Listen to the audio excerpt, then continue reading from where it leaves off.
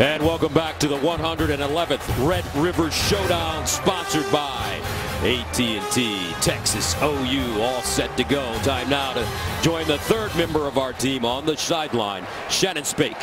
Hey there, Gus. You know, there's no denying the electricity in the air down here, and there's no denying the fact that Oklahoma was pushed around in this game 1 year ago. In fact, they got a visual reminder of that this week as Bob Stoops did something he only does a couple times a season. He showed the entire team clips from last year's Texas game. Clips where Texas played tougher. They out-muscled them. Now, I know that this is a very long game, but offensive coordinator Lincoln Riley said the beginning of this game is key. He said we have to come out strong in this slugfest. We cannot play from behind the chains, and how they do that could determine whether or not they have bragging rights for a year or if they're looking forward to a long bus ride home. All right, thank you very much, Shannon. Let's check out the forward keys to the game. Both of these teams have to establish the run game offensively. Texas has a great run game. You wouldn't think of it with this high-flying offense, but they do. And Oklahoma, of course, so potent with Pirine and Mixon. And then both defenses have really struggling preventing the big play. They've got to do that today against these explosive offenses and some very fast wide receivers. All right, Texas won the toss, deferred. Perfect day for football in the Lone Star State. 67 degrees, the Red River Showdown underway here in Dallas. Joe Mixon will start inside his own 5-yard line, crosses the 15 and gets up to the 18, make it the 19-yard line before being stopped. So coming on the field, Baker Mayfield. Here's a kid, Joel. He knows all about this rivalry. He's from Austin, Texas. And he's already played Texas twice. Now, he did it once as a Texas Tech quarterback. He's only started this game one time in his career. He desperately wants to avenge that loss from a year ago. Felt like he didn't play well, like he let his team down. He gets that shot today here in the Cotton Bowl. So Mayfield coming off a terrific game against TCU, 23 of 30, 274, 2 touchdowns passing, 2 touchdowns rushing. First down and 10 of the 18 for OU. Pirine, Mixon in the split backfield. And they'll hand it off on first down. Pirine with room as he gets to the 25, up to the 27-yard line. Chris Boyd brings him down. So last week, Joel, Texas missing 21 tackles. How do you correct that in a week? Well, you can't. All you can do is encourage aggressiveness. One thing Charlie Strong is known for is great defensive play through his years as a coordinator at Florida and even the head coach at Louisville. The game clock failed to start. Will the clock operator please reset to 14:50? The clock will start on my signal.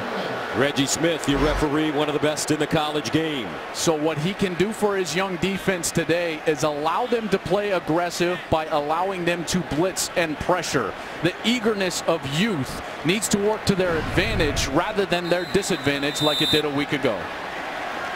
Pirine gaining 10 yards on first down. First and 10 at the 28.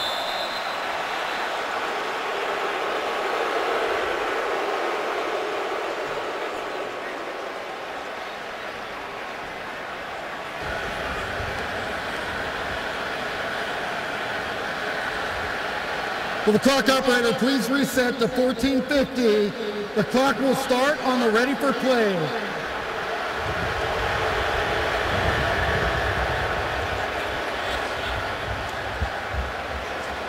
Some cobwebs here in the old Cotton Bowl. That's right. Neutral site game. And you know Oklahoma is just itching to go fast with this up-tempo offense. First down and 10 to the 28.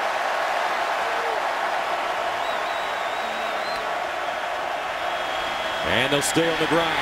Mixon with running room, and Joe Mixon gets to the 31. Poona Ford brings him down, but when this man touches the ball, good things happen for OU. Oh, he's electric. He's electric in the open field. They love to throw it to him as well as a wide receiver as he motions out of the backfield. Top of your screen, Joe Mixon as a wide receiver. Gain of 4.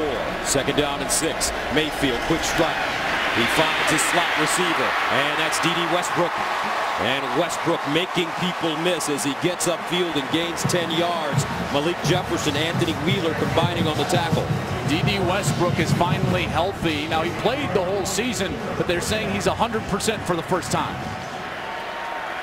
Leads this team in receptions with 25 catches. Mixon. And Mixon gets to the 45, drags the pile forward to the 47. And you're already seeing an identity starting to be formed in this game by Lincoln Riley, the play caller, wanting to run the ball on first down, and they've been effective so far. Gain of 1, second down and 5. At the 47, gain of 5. Here's Mayfield. Looking, a wide open receiver, incomplete. Mark Andrews wide open. But Mayfield sailing that ball high. Gus, quarterbacks can't explain why, but the hardest player to hit is a wide open wide receiver. You just don't see it. The windows, those tight windows, define the throwing spot for you. And when you don't have it, sometimes you just jump at it, get a little too eager, which happened to Mayfield on the last throw. So this Texas defense with an opportunity to get off the field. 3rd down and 5 at the 47 for OU. Mayfield looking over the middle and caught. First down Sooners, and they get a bunch to the 35. D.D. Westbrook found a soft spot underneath. Mayfield actually double clutched this ball. He wanted to throw it in the first window right there, and then he had to pull it down and find the second window, but he throws a strike for the conversion. And here's Mixon running it straight ahead. And these two teams very similar. Both want to play fast, but different philosophies coming from different coaches. Well, it's lineage. You know, when you're talking about coaching trees, Lincoln Riley, the offensive coordinator for Oklahoma, he comes from the Mike Leach style of air raid, whereas Sterling Gilbert, the offensive coordinator in his first year at Texas, comes from more of the Art Briles spread. So very different philosophies here for both teams. 2nd down and 8 at the 33. Mixon, skipping, looking, and dragged down. Nice open field tackle by Anthony Wheeler. He's a sophomore from Skyline High School in Dallas. One of 8 sophomores that are starting on this defense. They're so young on this defense. That's part of the reason that they've had so many mistakes and inconsistent play, but they're athletic, they're fast, and they've got a great shot to get off the field here. Opening drive for Oklahoma. That started at their own 18. 3rd down and 9 at the 34. They need to go to the Texas 25 for a first down. Mixon, the single setback. Mayfield gives it to him, tries to get around the corner, breaks the tackle, spins, and finally corralled and taken down by Malik Jefferson. And here's a sensational sophomore that knows he needs to make some big plays. One of the most highly recruited players in the country coming out of high school, and Malik Jefferson has put a lot of pressure on himself, saying that he has not played up to standard so far in this young season. And he shows up early on the first 3rd down stop for Texas, forcing a field goal. So Austin Seibert comes in to attempt a 49-yarder. His career long is 46 at Kansas last year. He's also the punter.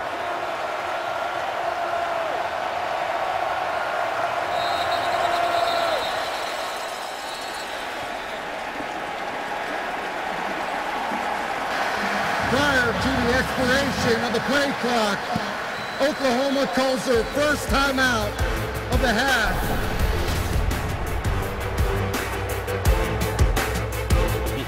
Equipment required.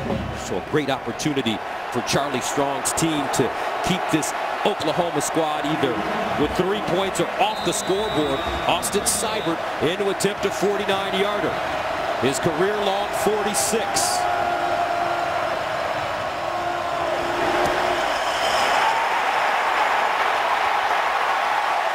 And he missed it. What a huge win for Texas and Charlie Strong on defense. First series as he takes over play calling duties, and this kicking game has struggled for Oklahoma. They had the kick that was returned for a touchdown against Houston in their opening week loss. They also missed a field goal on their opening series against Ohio State as Seibert took it up off the upright. Now Texas with a big win. That is a huge emotional lift for a team that was buried under all the rumors that were swirling around Austin, Texas, and this coaching staff during the week. So now the Texas offense comes on the field for the first time, led by a freshman, Shane Buechele from Lamar High School in Arlington, Texas.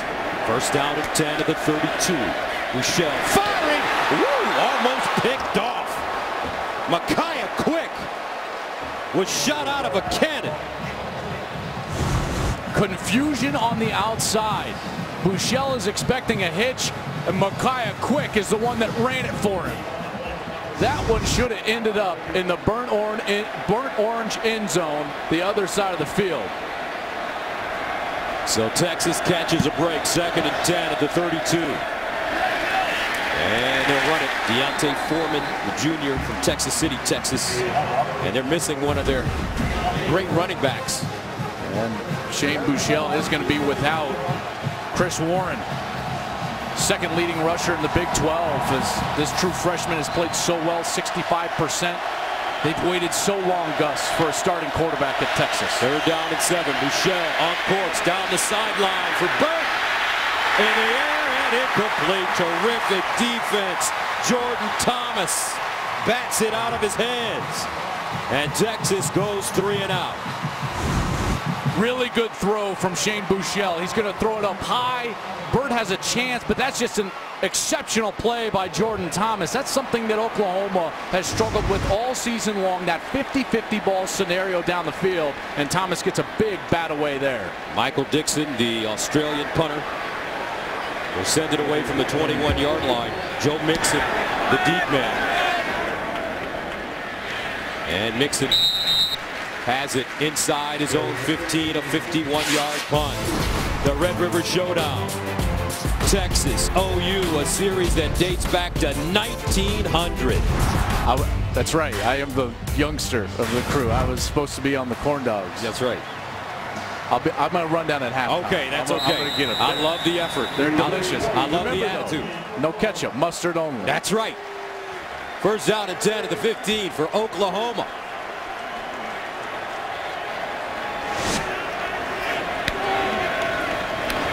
Play action, Mayfield rolling out of the pocket, throws on the move, and has his receiver on the far side. It's a catch. Once again, D.D. Westbrook, the redshirt senior. And he has been having a terrific season. You know, one of the things I'm interested in watching is how Charlie Strong is going to change this defense.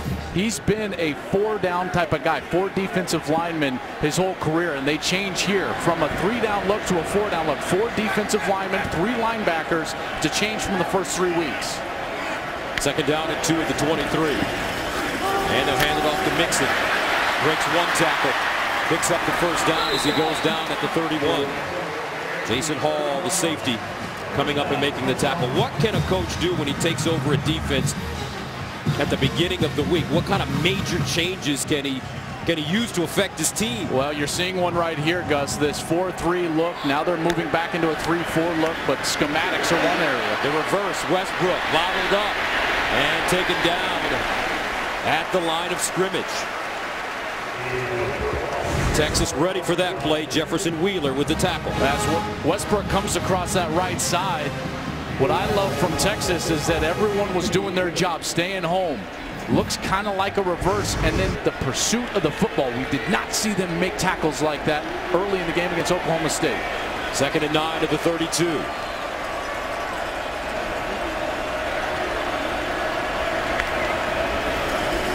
Mayfield, play action fake over the middle.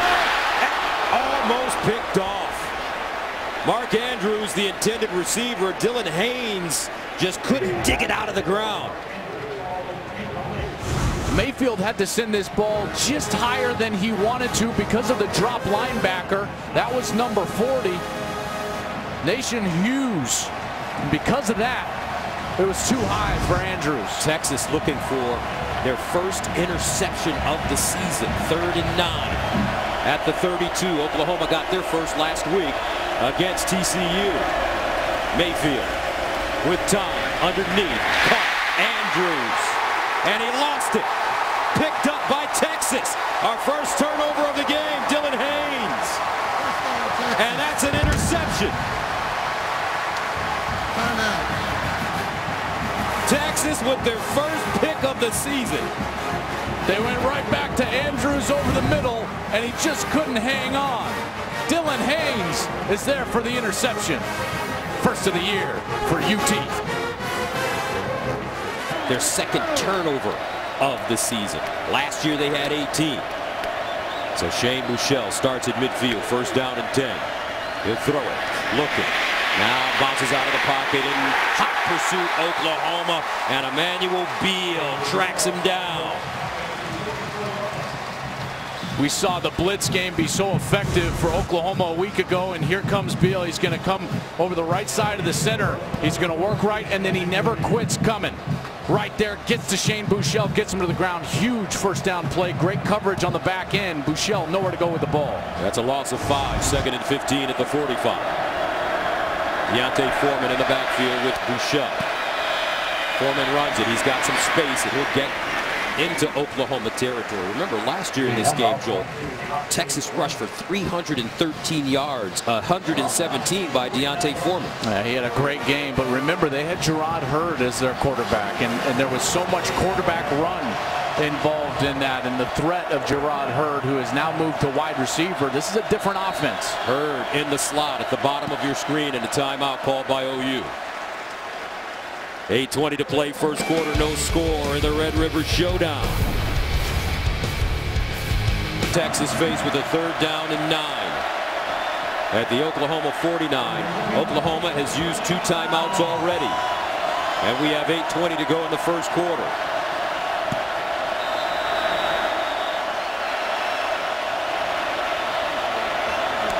Buechele, play fake, far side. And incomplete. That ball intended for Amani Foreman, the twin brother of D'Onta Foreman. And Texas will have to punt. There's a lot of contact over there from Micaiah Quick, number 16 in coverage.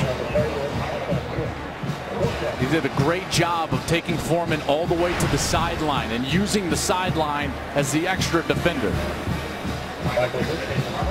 So Michael Dixon will punt it away. He's at his own 37. Joe Mixon standing inside the 10. End over end kick. Nixon has it at the 5. A 43-yard punt.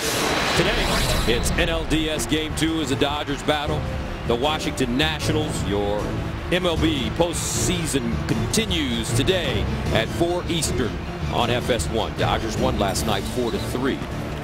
They got to feel like they dodged a bullet there because Kershaw didn't pitch his best. Knocked out in the 5th. Still were able to get the win on the road. So the Dodgers looking good so far in the NLDS. Dramatic win for the Cubs. Ooh, how about that? Wow. Against the Giants. Of course, the way that he celebrated that home run, I thought it was going to be on Waveland, and it just went into the basket. Cubs fans everywhere across the country excited this morning. First down and 10 at the 6-yard line. Mayfield 4 of 7, all to D.D. Westbrook. And he'll throw it over the middle. A completion made. Geno Lewis, the redshirt senior, doesn't want to go down. Brandon Jones trying to strip that football. Geno Lewis, the backup Y position or tight end position to Mark Andrews, who just dropped that ball for the interception on the previous series. So Geno Lewis in right away. Gain of 12. First down at the 18 for OU. Mayfield looking, drops it off. Pirine, the intended receiver, but Texas bringing a lot of pressure. Mayfield did a really smart thing there. When you're under duress in the screen game, trying to burn the football is never a bad idea, but you have to do it in a smart fashion towards your intended receiver, not down the field, so that linemen downfield aren't called and you don't get, obviously, the intentional grounding penalty. Second and 10.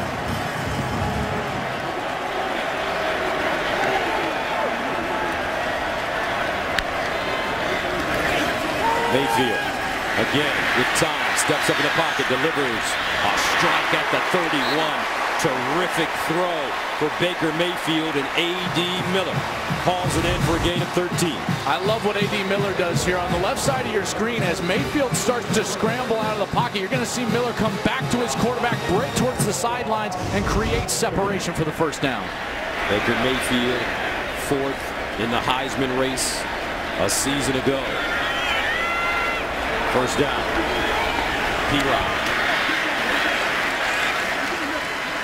And P-Ryan met by Brecklin Hager. He'll gain a couple. I've seen from this defense and Charlie Strong already more simplicity. You know, he wants to just go let them play. Wants them to line up correctly and let them pursue the football, and they've done a decent job so far. Second down and 8. Mayfield going through his progressions over the middle. Picked off again. Haynes. And Dylan Haynes has his second interception of the game.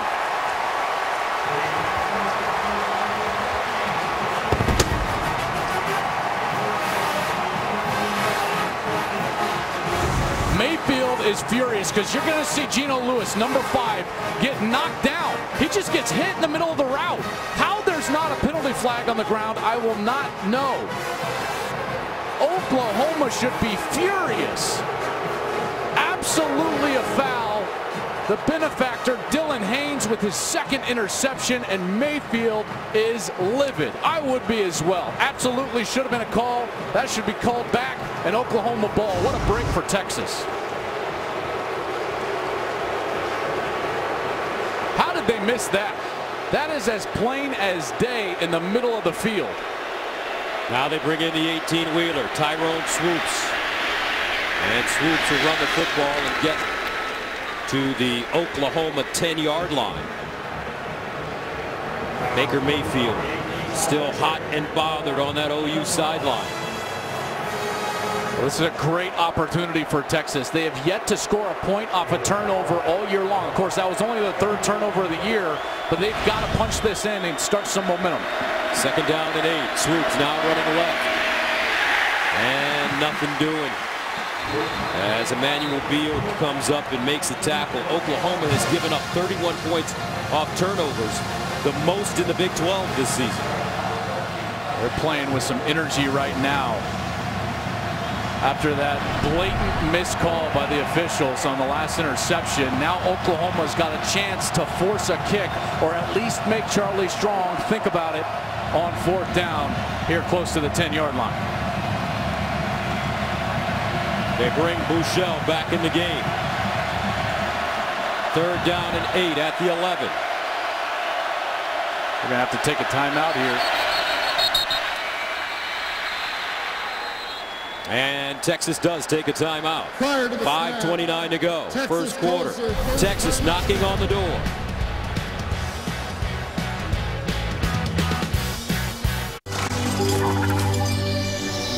.529 to play in the first quarter. And Texas with the football at the Oklahoma 11-yard line. 2 interceptions for the Longhorn defense in the first quarter. Buechele in the shotgun.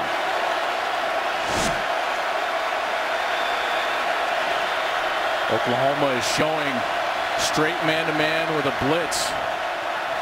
Buechele 0 for 3 to start this game. He's been sacked once.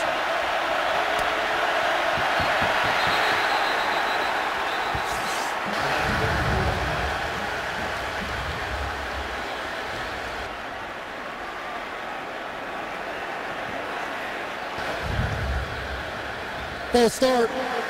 Offense, number 76. 5-yard penalty. 3rd down. That's Kent Perkins, the right guard from Dallas. Nothing more frustrating than that as a head coach out of a timeout to make a mistake like that.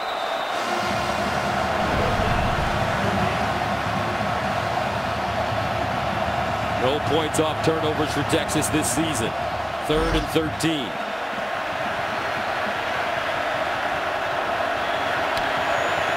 Buechele over the middle and incomplete. That one thrown behind the intended receiver, Colin Johnson.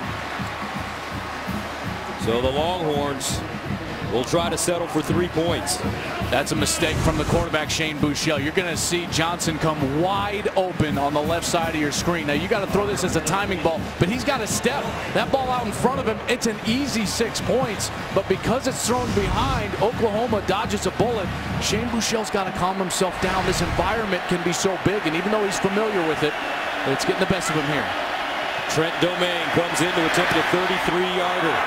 Up and good. And that may be the most positive sign for Texas. They were 1-4 on kicks last week. Charlie with a sigh of relief.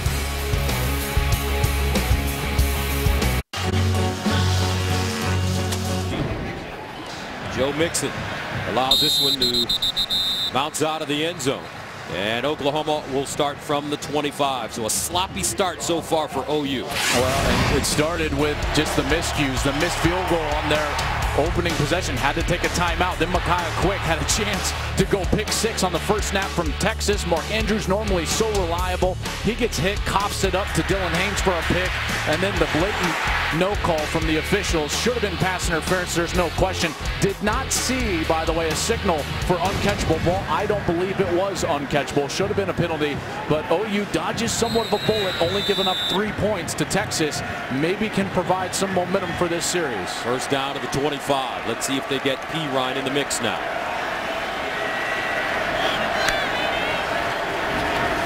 Samaje running right. And Perine crosses the 30 up to the 33. Samaje Perine coming off a terrific game last week. 98 yards and 2 touchdowns on 17 carries against TCU. 2nd and 2. Perine again. Perine with the lane. First down and more. Tries to punch his way free. And goes down as he crosses the 45. That's a gain of 14. They said he's finally healthy. Remember, he was battling injuries last year. He had the surgery in the offseason, and now he's finally 100%, and he's starting to show that explosiveness. First down to 10 at the 47. Perine again. Skipping, looking, dips, and he'll get inside Texas territory. It's a gain of 5 for this young man from Pflugerville, Texas. 5'10", 235. I love what he was able to do there, Gus. He kind of skips, finds a lane, and then a physical finish at the end. 2nd and 5.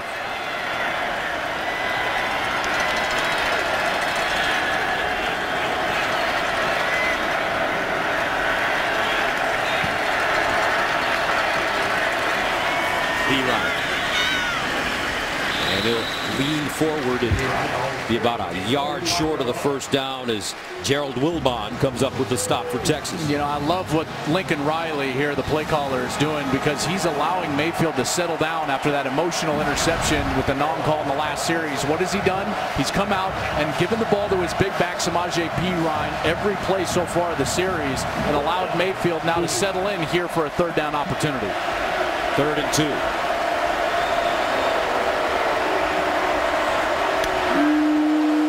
Mayfield to throw.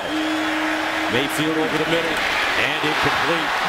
Andrews, shaky start for the redshirt sophomore from Scottsdale, Arizona, as he drops that one. But on 3rd and 2, you're running the ball well. Why don't you run the football? I certainly think that they should have, and clearly Andrews is struggling just a little bit.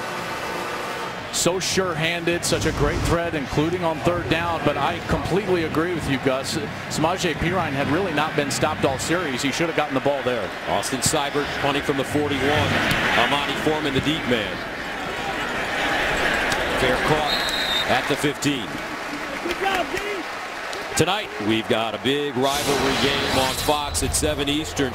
The 5th-ranked Washington Huskies, led by quarterback Jake Browning, are in Eugene to take on Royce Freeman and the Oregon Ducks. Then at 10 Eastern on FS1, Arizona takes on 24th-ranked Utah.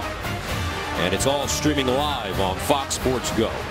I mean, you talk about bad blood. There's serious bad blood here, but that Washington-Oregon game, Washington has lost 12 straight to Oregon, and the Huskies would like nothing else than to make this season even more painful for the Oregon Ducks. First down and 10 for Texas. Foreman. Texas with only 6 yards of total offense, but the Longhorns lead the game. Jordan Wade plugging up the middle. I remember Chris Warren is not in this ball game. They're normally a 2-back system where Deontay Foreman and Chris Warren are sharing carries. They have not been able to get Deontay Foreman going so far in this run game, and they are missing Chris Warren, a big back, 6'2", 252 pounds. 2nd down and 9. They'll run it again with Foreman. They'll pound it forward. Ball loose on the ground. Oklahoma says they have it. And they do. Stephen Parker comes up with the fumble recovery.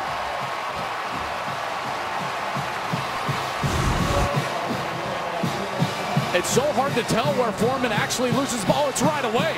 He's still up. That ball is on the ground. It's loose. Buechele tries to go and pick it up, but he tries to pick it up, and it squirts away from him, and then Oklahoma with the recovery. Obo Arankro knocking that ball free. Stephen Parker, for the second straight week, comes up with a huge turnover. He had the interception last week against TCU, but OU, what a huge play defensively, giving themselves a short field like they've done to Texas twice so far. So Texas turns it over for the first time. 3 turnovers in the first quarter. First down and 10 at the Texas 16 for Oklahoma.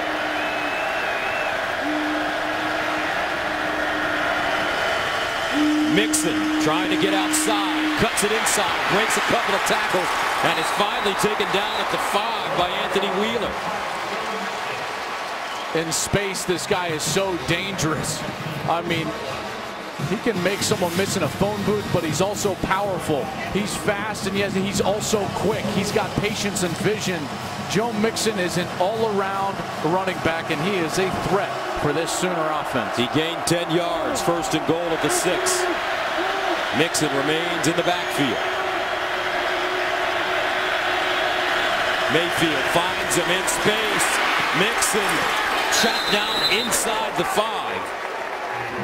Dylan Haynes throws himself under the chariot. Oklahoma knocking on the door. Dylan Haynes is the lone senior starter on this team, and he is playing huge so far here in this last chance at a Red River Showdown. Senior from Lago Vista, Texas. Second in UT history with 200 career interception return yards coming into this game today, and he has been huge so far. Second down and goal at the 2. Pirine back in. Offset eye. Pirine straight ahead. Touchdown Sooners.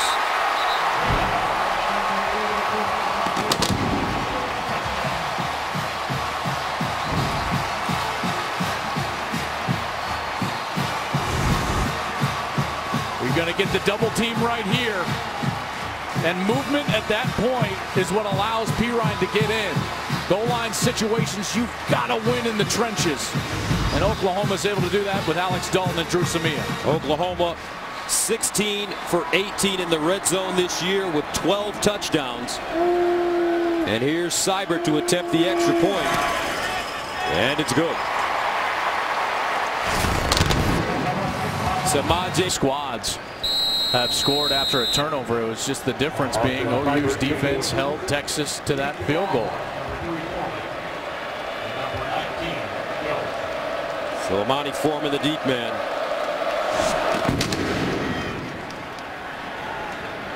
And Texas will get a chance to return it inside the 5-yard line. Foreman with running room, still on the move as he gets all the way up to the 35. Now let's go to Mike Hill in Los Angeles for a Carl's Jr. and Hardee's game break. Fellas, this is Hardy. Check out this play on the Pittsburgh Georgia Tech game. Nathan Peterman, the quarterback, throws back to his offensive lineman, Brian O'Neill, and the 6'6", 290-pound lineman getting it done. 24 yards for the score. Big fella making it happen, putting Pitt up 7-0 in the first. Back to you. Makes me feel like Dan Marino's about to run out with those uniforms, you know? The throwbacks for Pitt. And the big fella getting a touchdown, man. What a thrill for him. First down for Texas. Their offense has struggled, only 8 yards total. Foreman. And he's wrapped up and taken down immediately by Jordan Evans. Sterling Gilbert, the offensive coordinator for Texas, he's got to find a way to get Shane Buechele. That's Micaiah Quick, who's down on the far side. Junior from Fresno, corner, as he's lined up on the outside of the numbers, number 16, and he gets chopped down right there, right in that left leg.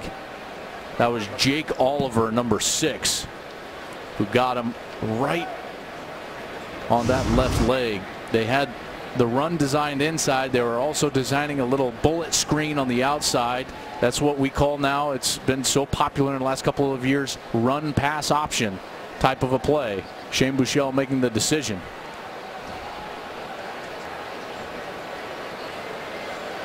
So Micaiah Quick being looked at.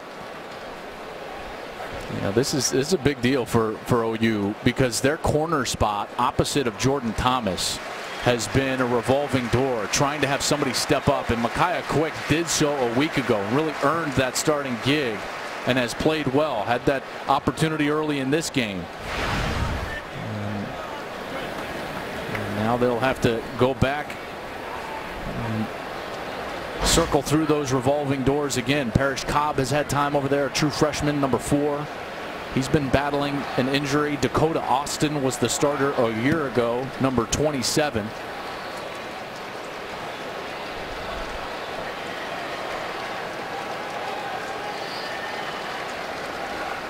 Second down and 11.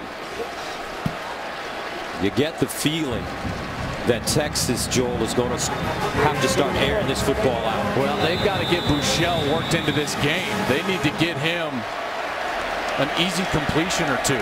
He's 0 for 4. Low snap handle, Buechele underneath and caught. There's the easy one. First down, Texas. As Colin Johnson grabs it and picks up 14.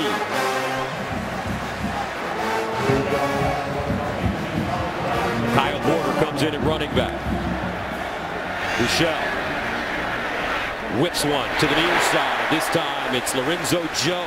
I tell you what, this kid's got quick release. He does, and you see that rhythm now starting to be established. Credit the play caller Sterling Gilbert for getting some easy completions, and now you see the quarterback clearly playing better. Second down and 5. Buechele again to throw. Looks up top and incomplete. Dorian Leonard, the intended receiver, and a flag on the play. Jordan Thomas defensively for Oklahoma.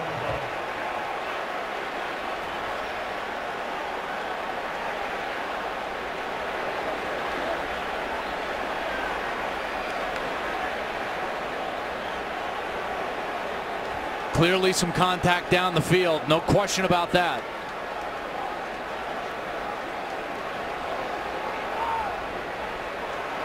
It's also a flag back lane at the 26-yard line. Looked like that was dropped by our referee, Reggie Smith.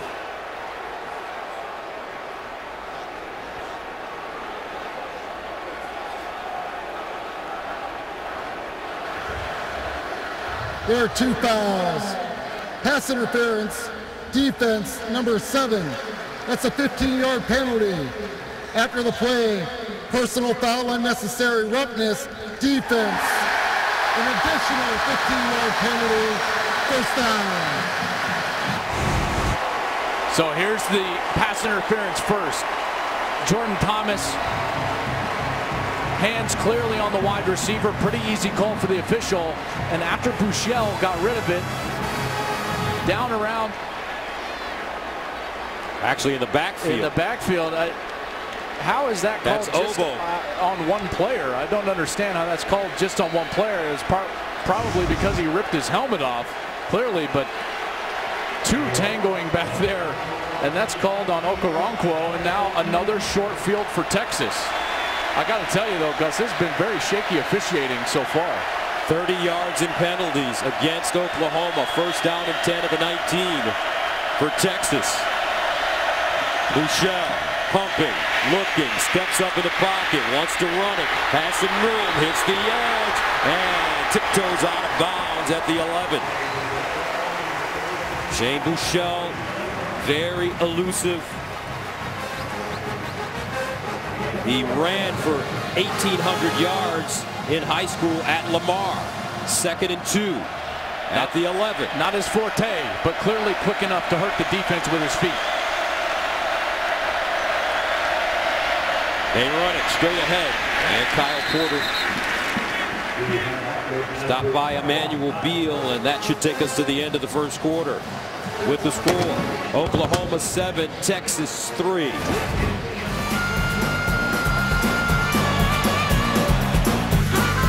That left knee, so he is looking like he's done for the game. Oklahoma with no injury reports, but he is visibly upset that he's not getting back in this game. All right, thank you very much, Shannon. Texas At the Oklahoma 10-yard line, 3rd down and 1, quick. Deontay Foreman in the backfield. Bouchel gives it to him. Foreman, 1st down, Texas. Last time they were down in this situation, they tried to go with the 18-wheeler package with Tyrone Swoops and did not have much success, had to settle for a field goal, so Bouchel staying on the field here. 1st down and goal at the 8-yard line. Foreman again, cuts it inside, and he'll be down at the 1. Texas quickly to the line of scrimmage. He's such a big back at 249 pounds. This is not the spot to get cute. Timeout for an injured player.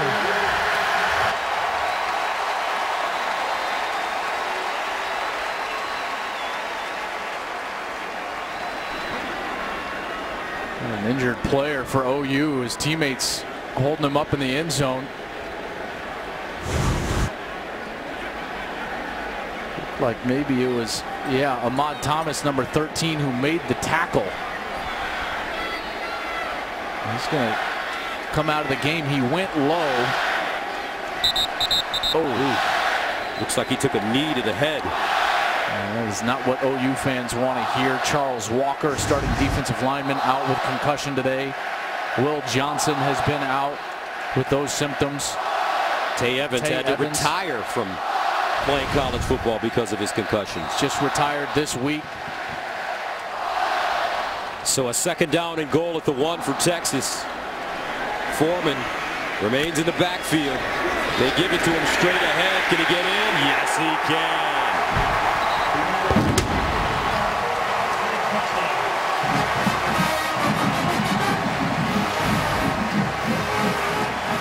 This Texas team looks a lot different than the one we saw on tape last week against Oklahoma State. No question about it. The energy that they're playing with right now, you can tell they're playing for their coach. They're playing emotional football. Not just the environment, but the situation in Austin has this team geared up, ready to go, and they're showing it today. Domain comes in to attempt the extra point.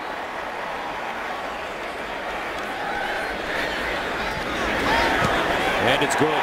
Charlie Strong told his guys, hey, you guys go out and play.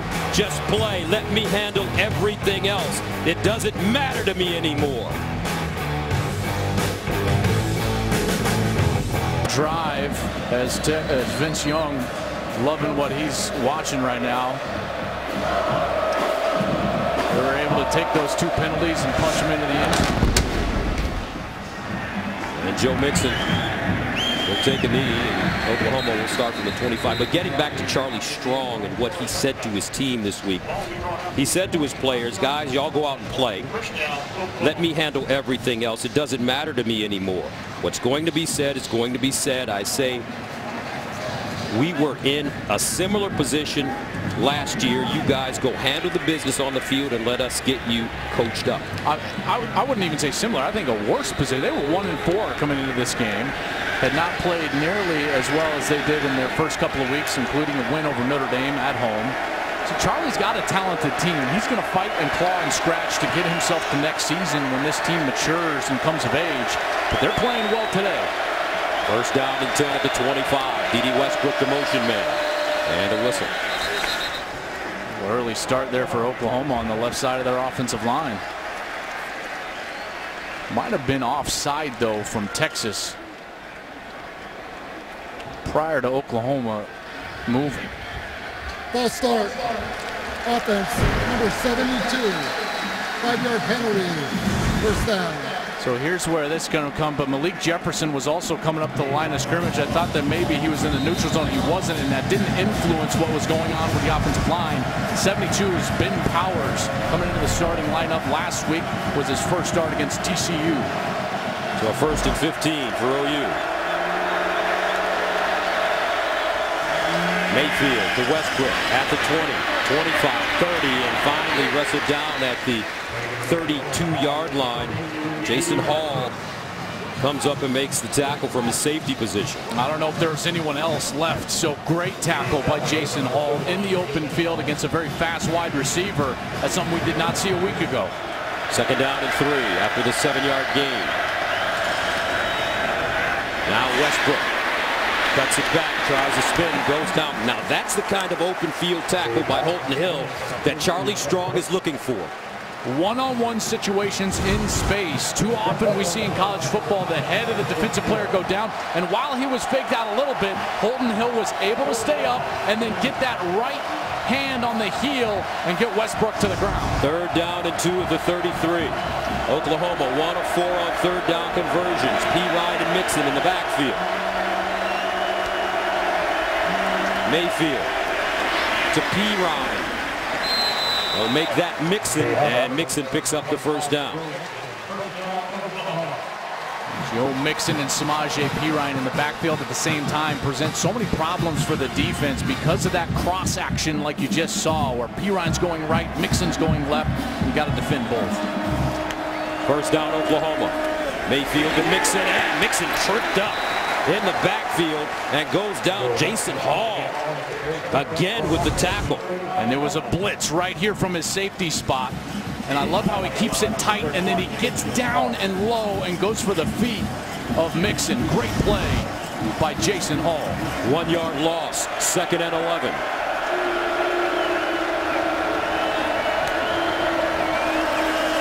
Mayfield handing it off to Perine this time, and he's got all sorts of running room. Samaje Perine down at the Texas 35. Chris Boyd had to hop on to tackle him, but it's a gain of 30.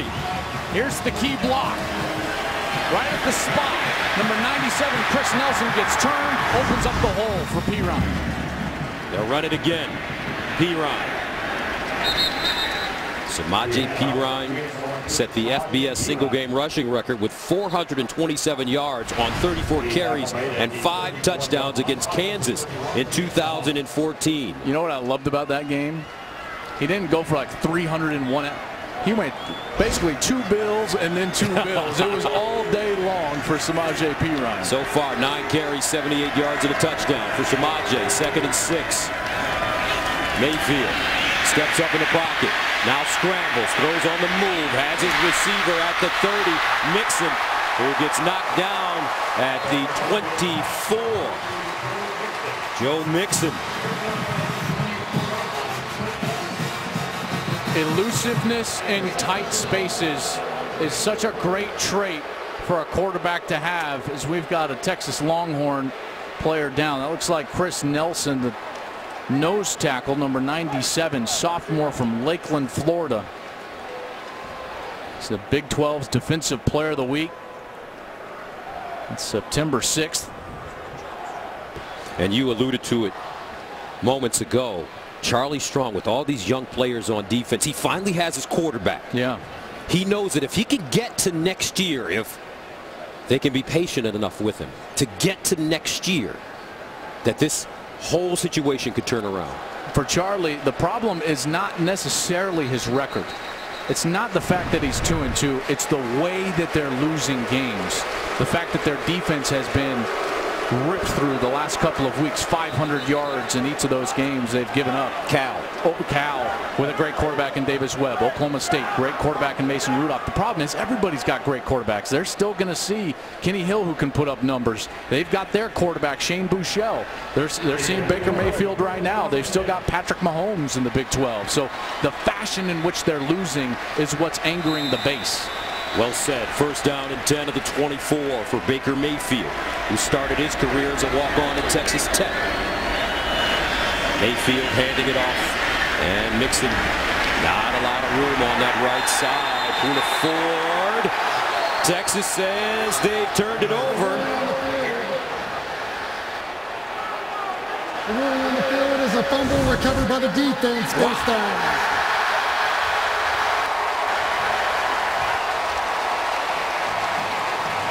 No idea where the ball comes out. Certainly looks like it was loose before the knee touched for Joe Mixon. I think his knee was down. Boy, that is close, isn't it, Gus? I think so, but I think his knee was down. On the field of a fumble is under further review. Poona Ford was the one that was ripping at the ball.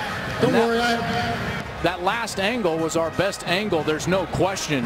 As Mixon was starting to go down, Poona Ford, the junior from Hilton Head, South Carolina, was ripping at the football as they were going down. Okay, so the left knee for Mixon is what's going to be closest to the ground. Ruling on the field is that this was a fumble. Would have to be indisputable that it's coming loose after the knee in order to overturn this. I don't know if there's enough to overturn that. It's so difficult to tell exactly when the knee goes down and when the ball starts coming loose. Very difficult on that angle.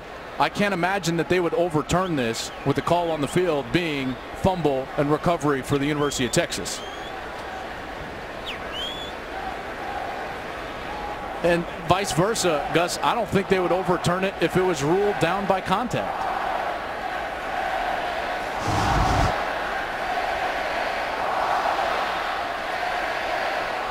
That could be the third Oklahoma turnover of the first half if the ruling on the field stands.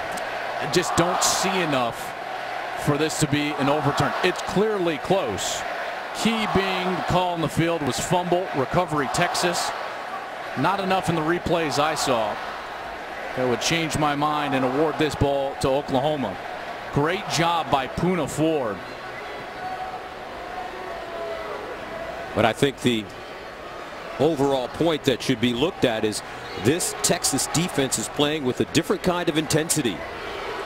It's no secret that Charlie Strong's players love playing for Charlie Strong. They love this man. You see it when they lift him up on their shoulders after last year's Red River win or the win against Notre Dame in week 1. And while he's trying to shelter them from all the criticism and all the noise around the program, it's hard to do. After further review, the ruling on the field of a fumble is confirmed. First down, Texas. 3 turnovers delivered by Charlie Strong's defense in the first half. And the Longhorns have the football again. Great job by Poona Ford. That's exactly what should happen. Clearly momentum was stopped. Mixon wasn't going anywhere, and he immediately attacked the football. And this is something they had not done at all. Hadn't sniffed turnovers. Only 1 coming into this game, and already 3 here in the first half. So Texas takes over at their own 24. Shane Buechele found his passing rhythm on the last series. He hands it off to Kyle Porter, going straight ahead. And Porter gets to the 30. Obo with the tackle. Really love this story of Kyle Porter, a true freshman from Katy, Texas. Went to 4 straight state championship games, won 2 of them. An electric player. Second down and 5. Porter again. This time we'll be lucky to get back to the line of scrimmage. A swarming Sooner defense led by Capri Doucette. They're going to have to find a way to rest Deontay Foreman, which is why Kyle Porter was in the game. But now no running backs, empty backfield. It's on Buechele's shoulder. Remember Buechele, he's got nifty feet. Third down and 4 at the 30.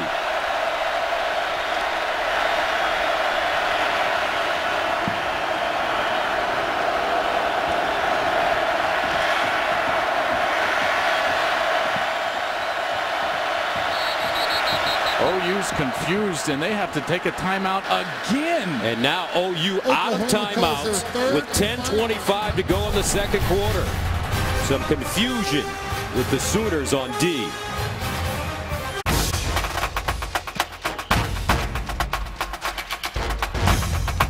Before this series addressed his entire unit, so just sticking up for and giving his guys some last-minute words of encouragement. All right, thank you very much. Third down and 4 for Texas. At their own 30, empty backfield for Shane Buechele. Here's Buechele, far side. And a first down for UT. Ja'Cory Warren, who last week sat out with the hamstring injury, in the game today, and the senior comes up with a big first down. They missed him last week, no question about it. Texas quickly.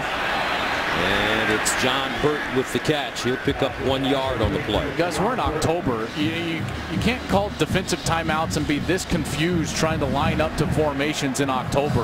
You know, this defense they're just not ready to play again. You know, Mike Stoops, the defensive coordinator, has been around a long time, and certainly he would want his defense to play better and be more ready than they are today. Second down to 9. Buechele whips one to the near side, and it's caught by Lorenzo Joe again. And Lorenzo Joe getting out of bounds at the 46 for a 6-yard pickup in front of Stephen Parker. And some of that is all these injuries. You've got 5-6 starters out for Oklahoma, so a lot of backups trying to get their feet wet. Buechele tucks it, spins, and gets to midfield and a first down for Texas. Stephen Parker chops him down. Good read from Buechele, and then shows a little athleticism with the spin in order to dive for the first down. Gotta love it. First down and 10 at midfield for UT. Buechele sets up, throws a deep ball wide open, and incomplete.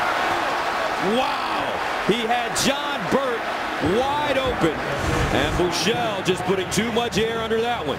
He had to get rid of that just a hair early before he actually saw Burt down the field.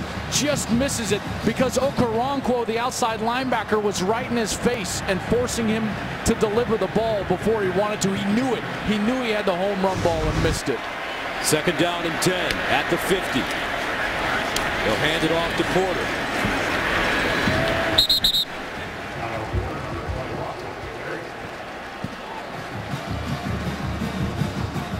So OU secondary has been beaten deep several times, and Texas will try to confuse them again, going fast with the tempo here. 3rd and 9. Trips at the bottom of your screen. Buechele looks that way, pumps, and he's sacked for the second time. OU blitzing Matt Romar, and Obo combining on the sack. Okoronkwo is their best pass rusher. There was great coverage down the field, and initially Buechele had to hold on to the ball because there wasn't anywhere to go with it. Remember, it was 3rd and long, and then Okoronkwo again with the motor, getting to the quarterback, and good pursuit from Oklahoma to force this punt. Okoronkwo with 2 sacks last week against TCU. 3rd punt of the day for Dixon. He drives this one to the far side. Mixon will run it, and it's a college football tradition. 10-7, Texas. Oklahoma has had success rushing the football. The combination of Perine and Mixon, 19 carries, 110 yards, and a touchdown. First down at their own 12 for OU. And Perine breaks 1 tackle, gains a yard on the play. Anthony Wheeler finally brings him to the turf. Yeah, this defensive front 7 has played well so far. You know, Oklahoma has moved the ball, but they've bowed their neck and gotten stops when they've needed to, and have not allowed these backs, Perine and Mixon, to get loose. Plus, they're forcing turnovers on this defensive side. They've played excellent today. Second down and 10. No gain on the last play. Empty backfield from Mayfield. Quick strike on the hitch to the far side. Texas all over that play. Mikel Jones with the reception, but a swarming Texas defense led by Poona Ford. Poona Ford, Paul Boyette, number 93, a senior, one of the few seniors on the 2 deep, getting the job done. Great pursuit, and they are tackling better than they have all season long. Another 3rd down opportunity here for Texas. Do they bring the pressure? They're certainly lined up for it. Man-to-man coverage on the outside. Everybody up near the line of scrimmage. 3rd down and 10.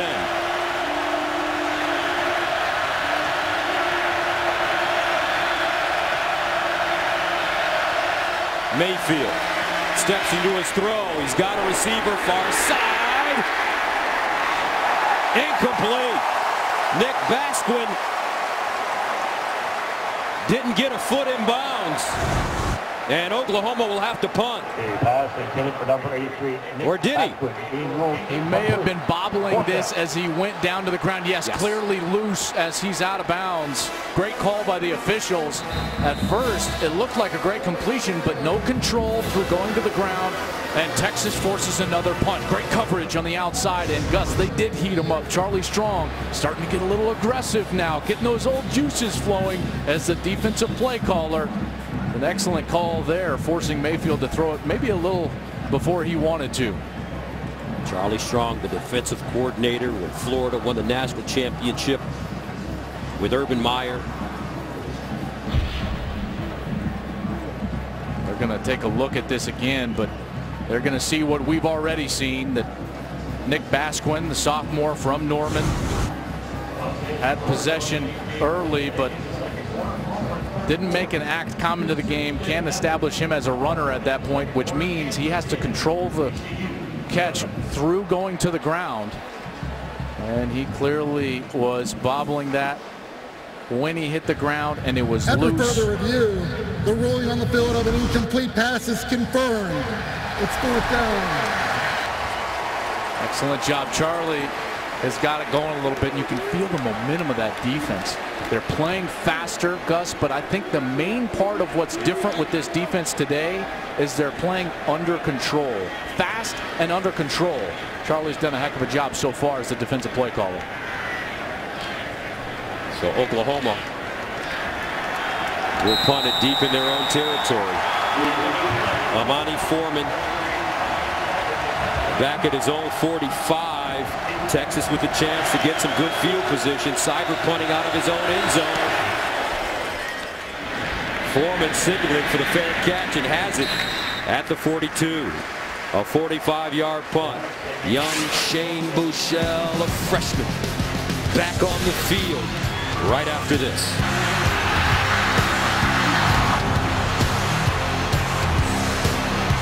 Week's loss to Oklahoma, they look to avoid another defeat at Kansas. Plus Hurricane Matthew impacting games and field conditions today. Plus Robert Smith is going to join us live from the Cotton Bowl to help break down the first half. Gus, Joel, we'll see you at the break. All right, Rob, thank you very much as Texas takes over at the 42. And they'll run it with Deontay Foreman. Capri Doucette with the tackle. Got to establish this run game. You know, as Buechele has looked good, missed some, hit some big plays, but they're about running the football. Coming out into that play, only 18 rushes for 32 yards. They've got to establish Deontay Foreman here.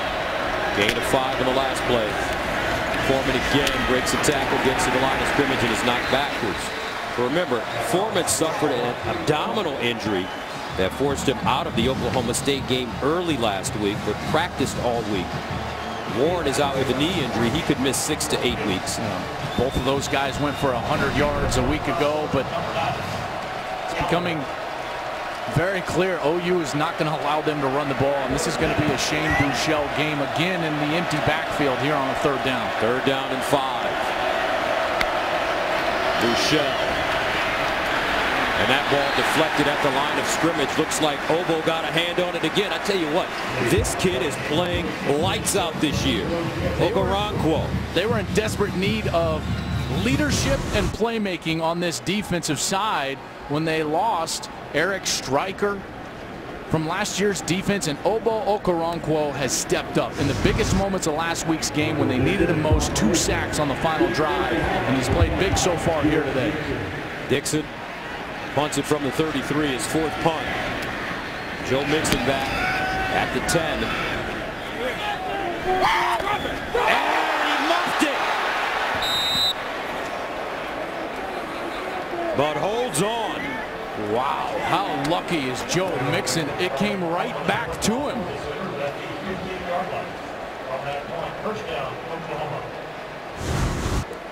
Three turnovers for Oklahoma in this game. And I hadn't seen him make a fair catch symbol.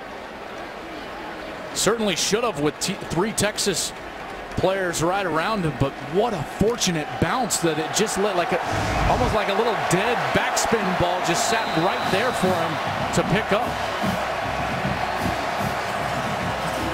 So Oklahoma coming back on the field.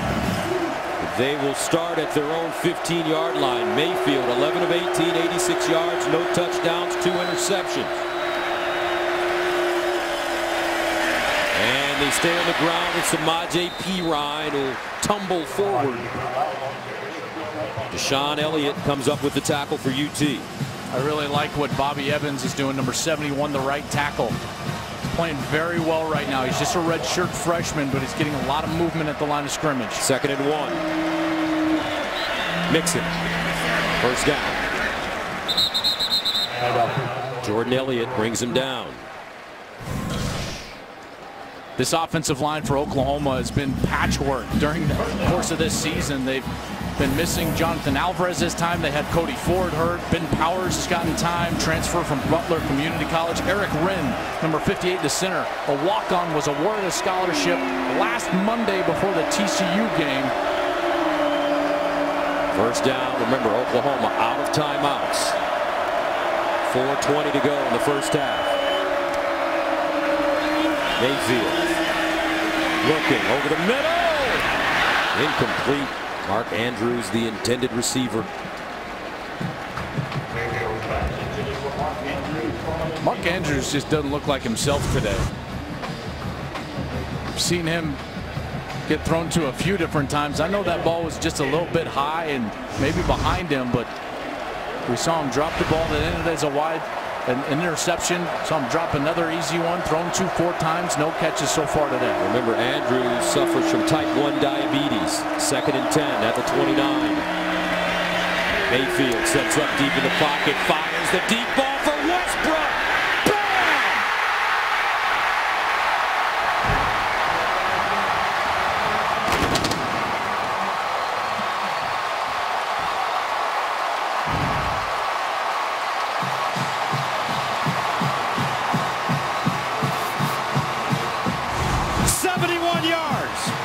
When you get the free safety to go with the movement of the quarterback, what happens is the backside post route becomes wide open. And when you got a healthy D.D. Westbrook, game over. Westbrook coming off a career game last week against TCU. Extra point goal, 7 catches, 158 yards and 2 touchdowns. A huge one here. 71 yards. Oklahoma back in business. Whopper. Fries. Soda. $10. Someone's gonna get fired. Fired and Flame Grilled. Get 2 100% beef Whopper sandwiches, 2 fries, and 2 drinks now for just $10. It's the 2 for $10 Whopper meal, only at Burger King. Before Hendo tries to take Bisping's belt, UFC 204 starts here. By knockout, by submission, Pickett and Alcantara win any way they choose. UFC 204 prelims, tonight at 7 Eastern on FS1. D.D. Westbrook having another spectacular day in the first half. 7 catches, 121 yards, and a touchdown. And it didn't take OU long to score. 4 plays, 85 yards. Great design on the play there from Oklahoma, but another big play given up by Texas. This one deep in the end zone. And Texas will start from the 25. Let's go to Mike Hill for a game break. As you guys know, the effects of Hurricane Matthew, a factor in several games, including the Notre Dame-NC State matchup. 3-zip Wolfpack here. Irish threatening, though. Deshaun Kaiser looking for somebody in the end zone, finds the wrong person. That is Jarius Moorhead of NC State. Low scoring, messy as expected. 3-0 at the half. Gus Joe, back to you. All right, thank you very much. Remember the big win for Texas this year coming against Notre Dame. Well, and that's unfortunately for Charlie, one of the factors, you know, of the concern of the base, right, is that great win all of a sudden doesn't look so great anymore because of the struggles of Notre Dame. First down to the 25. Michelle puts it right between the numbers as Hurd, the converted quarterback, having a nice sophomore season. He's one of these guys that we've seen at quarterback. It's been 6 years that this fan base has waited for a kid like Shane Buechele to be their quarterback, and they finally got him. Foreman will make that Buechele running the football, and he'll pick up the first down. Remember, since Colt McCoy left, it's been guys like Garrett Gilbert and David Ash. We've had Case McCoy, Tyrone Swoops, Gerard Hurd. Now they've got him. They've got the quarterback that they've so desperately wanted, and they've got to fix all the other areas of their team right now. Buechele, and he skips that one to Warwick. And is it a catch? No, it isn't. pass. It's second down. It's one of the things when you're going fast as a quarterback in terms of the tempo of your offense and you're just wanting to flip one out as a hitch or something, a lot of times you'll leave it short because you don't get enough on the throw. Second down.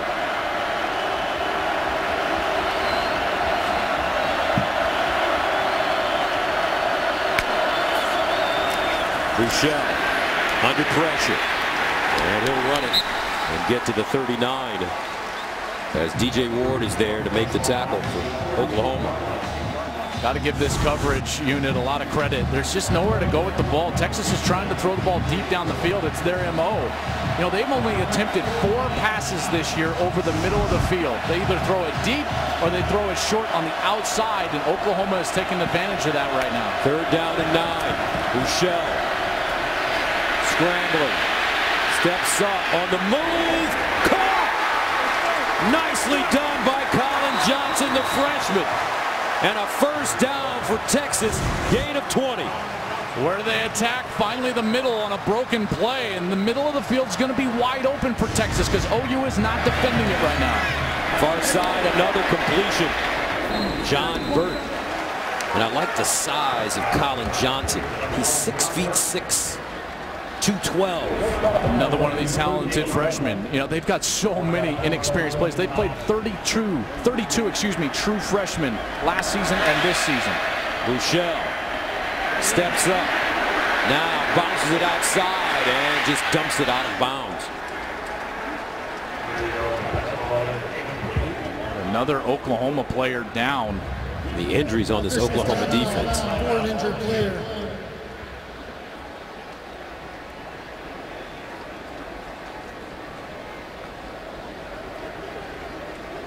It's like Jordan Wade, number 93.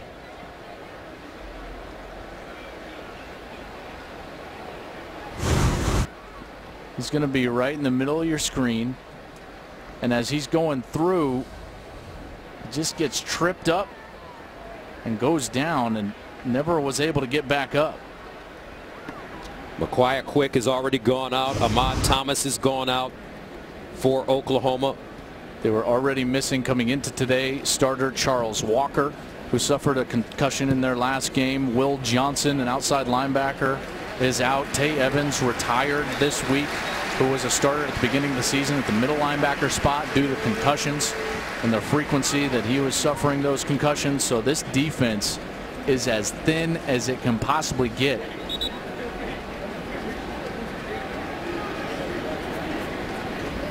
So Wade walking off on his own. That's a one spot that they do have some depth, the defensive line. So in for Wade will be number 92, Matt Romar, junior from Port Arthur. Very good player, very experienced player, and a great run stuffer. He comes in at 304 pounds at the nose tackle spot. And Matt Romar missed nearly the first month of the season due to a concussion. Third down and 5 to the 38. They run the Wildcat with swoops, and he's close to the first down. I don't know, you can't call it, is it a Wildcat? Because he rarely throws the ball. Would you stick with the 18-wheeler? I think that's the way it goes, and they're going to go for it on 4th down here with the 18-wheeler. This time they hand it to Foreman, and he picks up the first down.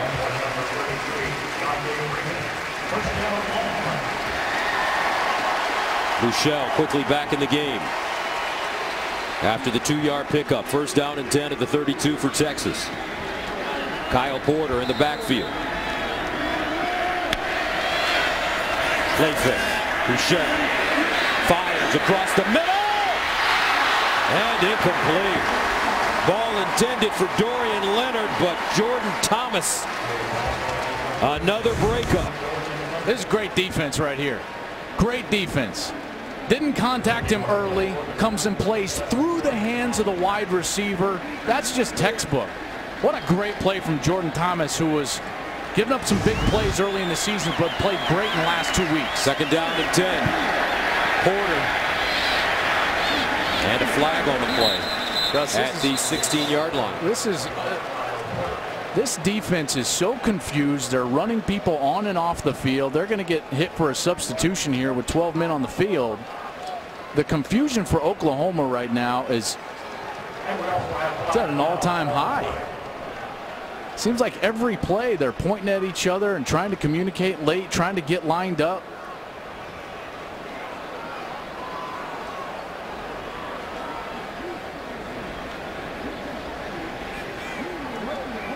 The discussion is whether or not one of the Oklahoma players had an equipment issue. Illegal substitution, defense. The 12th man did not make it off the field. 5-yard penalty from the previous spot. Repeat, second down. You're going to see the confusion now. The late player he's going to run on, that's Capri Doucette. They're trying to run a safety off the field. Reset the clock. Play clock to 30 seconds. Mike Stoops, normally his entire career has been on the sideline. He went up to the press box for this exact situation. Communication, alignment, substitutions. But it seems like they just continually don't get lined up and are confused on defense. And the reaction from Coach Stoops.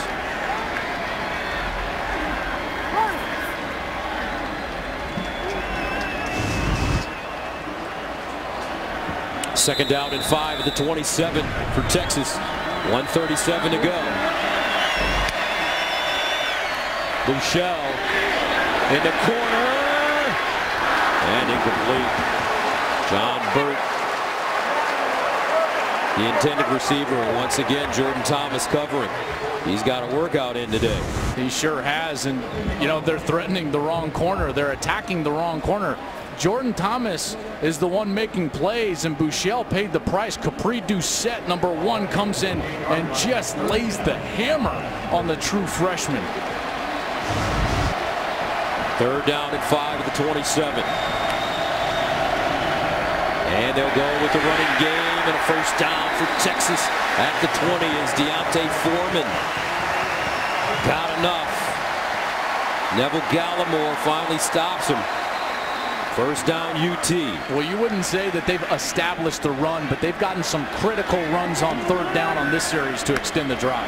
From the 21, Buechele. And some miscommunication on the route that time. Dorian Leonard broke it off.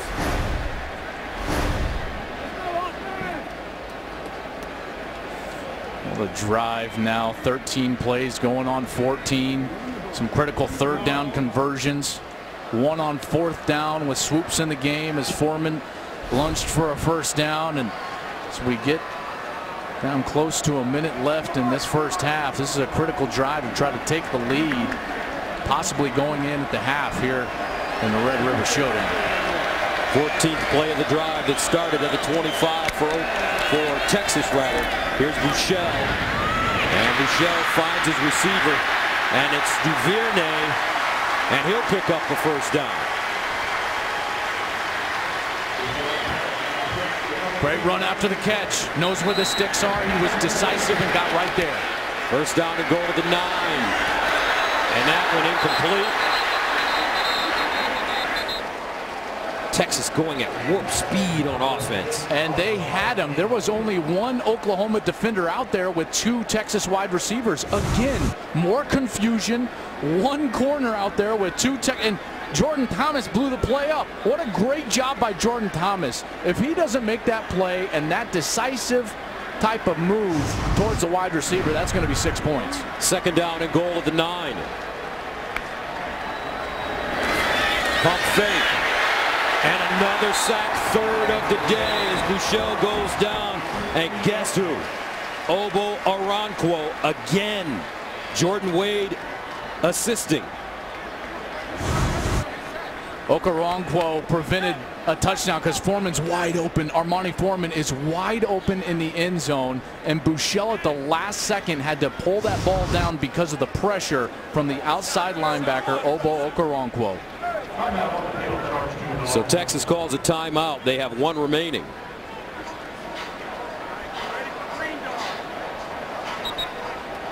And don't forget, the State Farm Halftime Show is coming up with highlights and analysis of this game and lots more from around the country.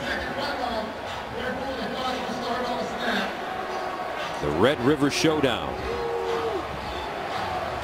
Well, on a third down where you really need to take a shot into the end zone, I wouldn't be surprised if they ran a very similar concept like they just did, where they're trying to cross their wide receivers and run an outside wide receiver on some sort of a slant or a post pattern into the end zone. Let's see if they go away from Jordan Thomas. He's been excellent in this first half defensively for OU. If I was going to attack a corner, I would go after number 9, Jordan Parker.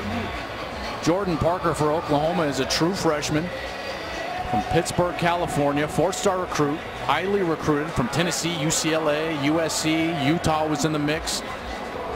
But he's in the game because Micaiah Quick had the injury earlier. As a true freshman, you got to put him in the fire as an offense. The only difficulty is that true freshman quarterbacks that don't have the experience, Gus, they don't always recognize those opportunities. They're generally out there just running the offense. So in a timeout scenario, Sterling Gilbert, the offensive coordinator, has got to tell Shane Buechele, hey, we're playing for a matchup here. And they are going to send Armani Foreman, the junior, down to the bottom of your screen, and he's going to work. Third down, goal of the 13. 49 seconds remaining in the first half. Buechele looking, pulls it, wants to run, and goes down at the 10. Reuben Hunter with the tackle. Good defense by Oklahoma. I love the chess match here because that's exactly where they wanted to go, except they dropped Okoronkwo right into the lap of Foreman, which means that Jordan Parker can play heavy inside leverage and not allow that slant or post pattern. That's exactly where Buechele wanted to go with the ball. Oklahoma knew it. Mike Stoops with a great call to drop his outside linebacker right back into the lap of that route. Bob Stoops has got to be thrilled right there, preventing at least the opportunity for a touchdown as the clock goes down now inside of 5, 4, 3, 2 before Charlie's going to take this timeout. Texas calls their final timeout of the half. 30 seconds. And don't forget to check out Breaking the Huddle with Joel Klatt on Facebook Live every Tuesday at 7:30 Eastern, sponsored by Dr. Pepper. You had Ryan Bosworth and Vince Young on your show yesterday. Man, what a thrill. You know, for me, first college game I ever attended was at the University of Colorado in 1985. Brian Bosworth was the opponent of Colorado as my dad took me up there. And the greatest player I ever saw on the field was that man, Vince Young. Now, granted, we had to play him twice. That's right, twice. Didn't go well for us. Vince Young was unbelievable. So Trent Domain comes in, the LSU transfer student. Last week he had about as poor a game as a kicker as you can have. He missed his only field goal attempt and went 1 for 4 on PATs with 3 blocks. This one from 28 yards away. And what a difference a week makes. That was the largest scoring drive of the year for Texas, 18 plays. And it's halftime with the score, Oklahoma 14, Texas 13. Now let's go to Rob Stone in the studio. All right, Gus, high-scoring games. Right. This game is more of a defensive showdown so far. It really has been. I think both defenses have played really well. I've loved the way that Texas's defense has responded to the change in play callers. Charlie Strong now taking over the play calling duties for Texas. They were aggressive and they tackled much better in the first half than we saw a week ago. For Oklahoma, their defense has played well, albeit a little scattered at times, having a hard time getting lined up. For Oklahoma, the theme has been miscues, though. They could have a much larger lead at this point. Miscues on offense in the special teams game. They miss a field goal on their opening series. Had to waste a timeout. In fact, all 3 of them were fairly wasted. Micaiah Quick had an opportunity for a pick 6. Mark Andrews, sure-handed player, drops the ball right into the hands of Dylan Haynes. Then they've got the should-have-been pass interference, wasn't pass interference, interception, and Mixon's fumble. So Oklahoma has shot themselves in the foot here during the course of this first half. They can clean those up, though, and the thing that they can lean on is that they're stopping the run right now of the Texas Longhorns. All right, Texas won the toss. They deferred, so they'll receive to start the second half. Let's go downstairs to Shannon Spake. Guys, exactly what Bob Stoops said to me coming out of that locker room. He loves what he's seen on his defense, despite some of those miscommunication moments that we saw. He said, hey, I got a lot of young guys out there. We just have to clean things up. But offensively, he said those miscues are the biggest issue. For Charlie Strong, I like what I see, he told me. I like my defense, the guys that showed up here today. But our Achilles heel has been and is today that deep ball, that big shot. He said we have got to limit that. We've got to stop it. We got to keep them in front of us. All right, Shannon, thank you very much. D.D. Westbrook with the 71-yard touchdown reception for Oklahoma in the first half as we take a look at the first half stats. Well, it's those rush yards for Texas. They lean on that run game. Remember, this is a spread that was born via Art Briles and Dino Babers for Dylan Gilbert, the offensive coordinator, and they need that yardage to go way up. So we start the second half. Texas from their own goal line as they cross the 20 and get up to the 21-yard line. So here comes Buechele, the freshman quarterback. And Buechele in that first half, 9 of 21, 79 yards. Your thoughts on his performance? Well, it's been his least efficient performance of the year so far, but in large part that's due to the fact that they've been inefficient in the run game.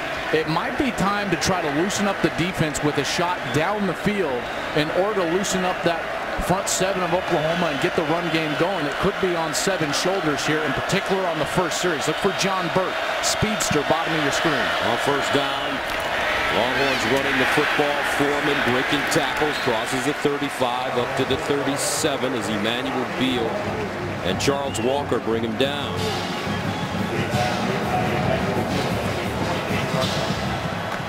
A gain of 7. Buechele to throw on 2nd and 3. He fires deep, and it is incomplete. Hurd was open. Buechele didn't put enough air under the football, and it gave Will Sunderland time to track it down while it was in the air. The number one thing you've got to do as a quarterback on the deep ball is anticipate, because if you wait to see him open deep, you're going to underthrow that ball. It's exactly what happened to Shane Buechele on the last play. Will Sunderland, nice pass breakup in the secondary. 3rd down and 3 at the 28. Foreman breaking tackles, and he picks up the first down. Some power running by Deontay Foreman, who ran for 117 yards against Oklahoma last year, including a game-changing 81-yarder. And Capri Doucette had a shot there, but unable to get him down. Great run from Foreman to move the chains. First down, Foreman again, straight ahead. And Neville Gallimore tackles him from behind. Gallimore, very good player. Redshirt freshman. They say the sky is the limit for Neville Gallimore, who's very talented on the defensive line. Play fake, Buechele. Up the sideline, another receiver with a step. He dropped it in. Touchdown, Devin Duvernay.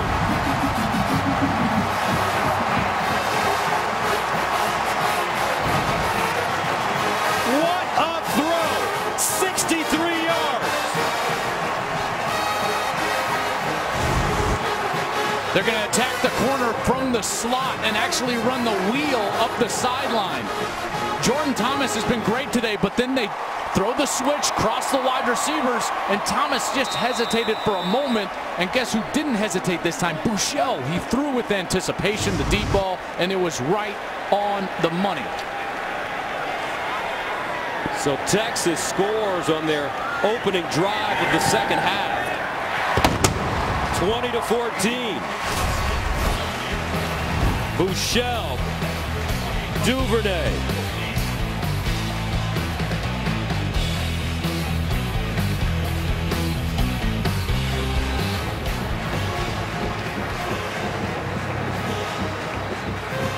And We'll stay right here.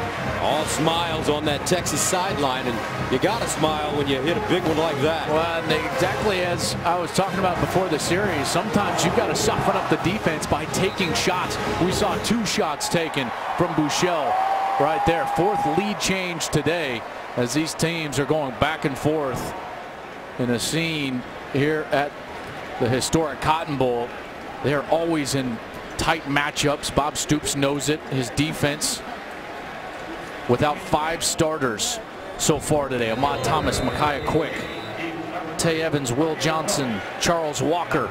Got some backups out there looking to make a play and give up the big touchdown. Mitchell Becker will kick it off for Texas. Joe Mixon ready to return. And Mixon will bring it out of the end zone.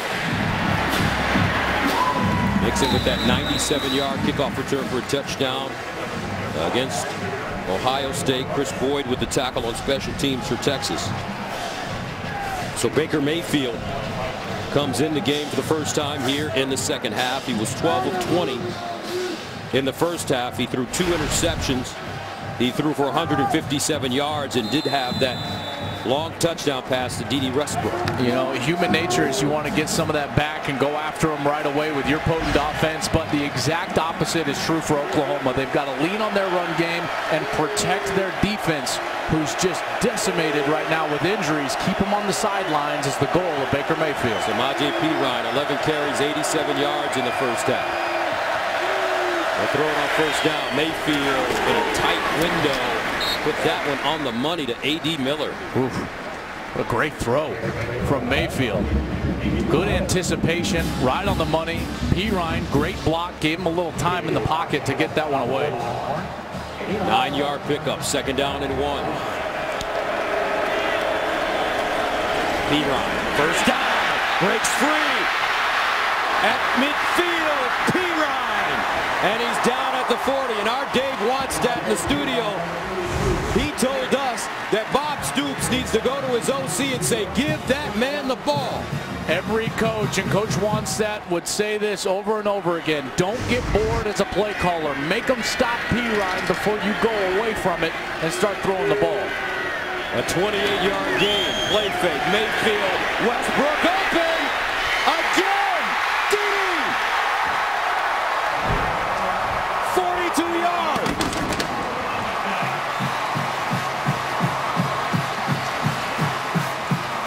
This D.D. Westbrook, Joel Klatt, is something special.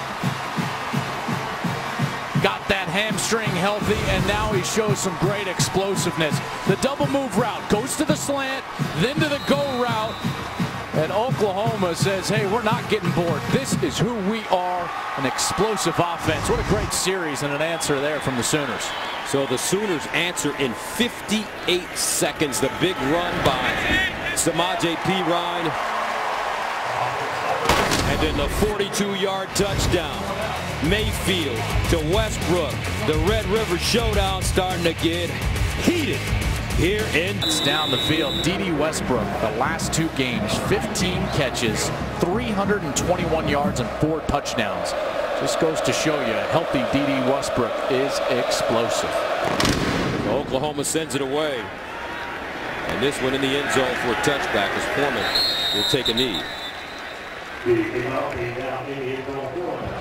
What makes this kid so special? What makes him able to come in as a freshman at one of the most storied programs in the history of college football and lead? 2 things. 1 is his nature, and 2 is the simplicity of this offense.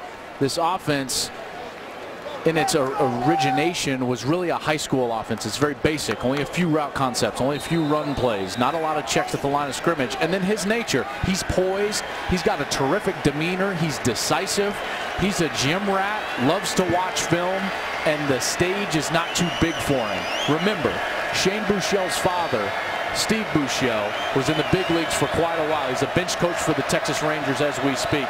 He's been in big environments before. Foreman.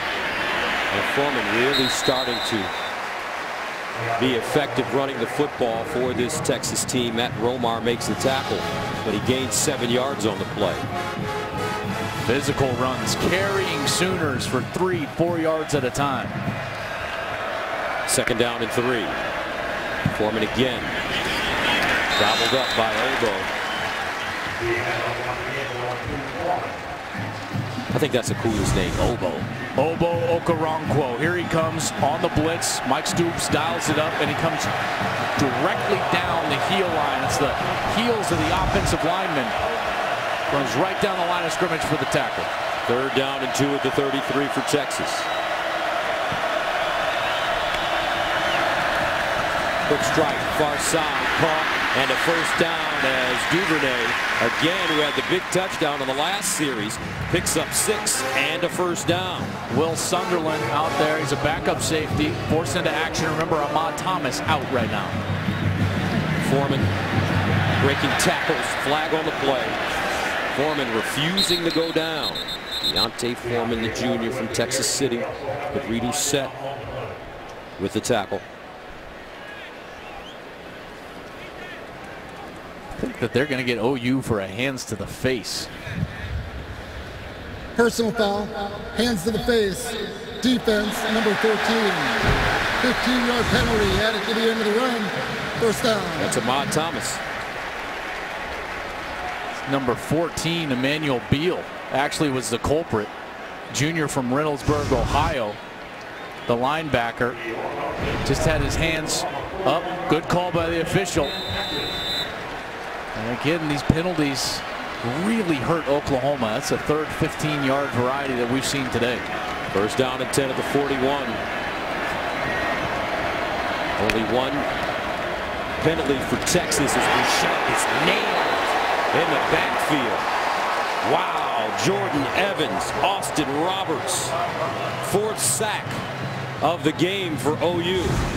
What an amazing job of anticipating the quarterback run, and they just take it right to Bouchelle. Win at the line of scrimmage as well as the linebacker. Decisiveness. When you read a play out, you got to act with decisiveness. That's exactly what Evans was able to do. Second down and 14 at the 45. Bouchelle, pump fake, delivers down the field again.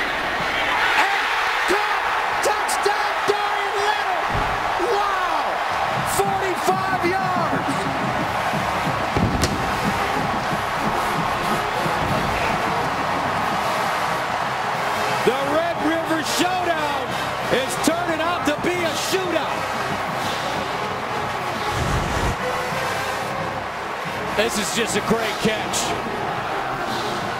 Jordan Thomas was right there, and Leonard just stole the ball from him. What great concentration from the junior. And as you mentioned, Joel Klatt, as Domain comes in to attempt the extra point.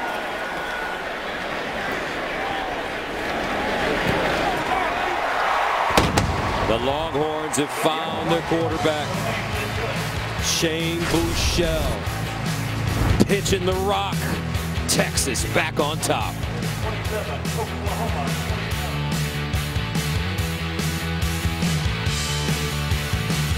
And Texas and OU now trading haymakers. 6th lead change. We've had touchdown passes of 63, 42, and 45 yards in the third quarter alone. Mixon from the 1. Oh, he got level. Woo! Now that was some wood to Sean Elliott.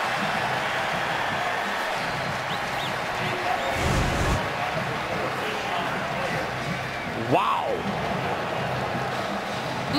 Elliott, sophomore from Rockwall, Texas. He's a backup safety.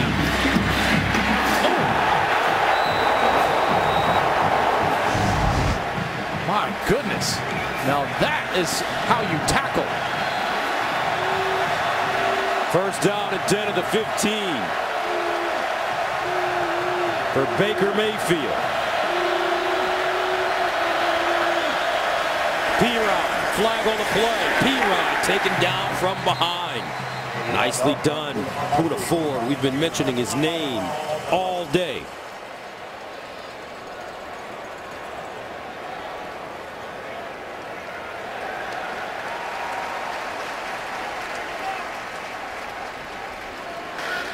illegal formation. Offense number 41, number 71, lined up in the backfield. The penalty is declined. It's second down. That's Bobby Evans, the right tackle.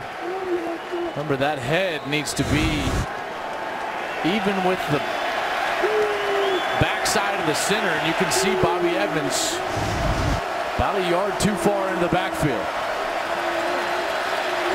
Second down and 10.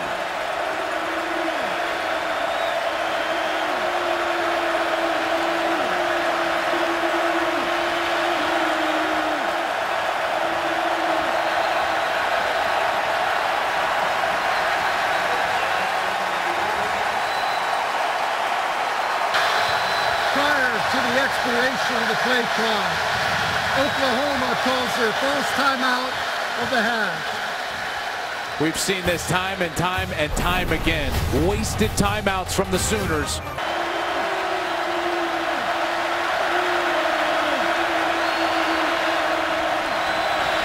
Mayfield, delayed handoff. This time, it's Pirine, breaks it inside. Samaje Pirine with another huge run. Hager with the tackle, but Pirine picks up 22. And the ability to step out of tackles and break tackles down the field sets up the big run for Samaje Pirine. First down, Pirine, 137 yards rushing. They give it to him. He tries to get outside. Not this time. Jason Hall, Anthony Wheeler. Jason Hall has already had a decent game, coming up with a few open field tackles. He played great last week against Oklahoma State, coming off the bench. Earned himself a start in this game. He led the Longhorns with 8 tackles, 7 of them solo, a couple of quarterback sacks in that game, so he's playing his best football right now. Second down and 8. Play fake. Mayfield on course, open again. Bang! Another great throw, Dahu Green. 51-yard gain. Green's working against Chris Boyd. Mayfield was patient when he just runs right by him. What in the world is Chris Boyd doing, stopping and looking back at the wide receiver? That's just as bad as you can play it at a corner spot. First and goal at the 9.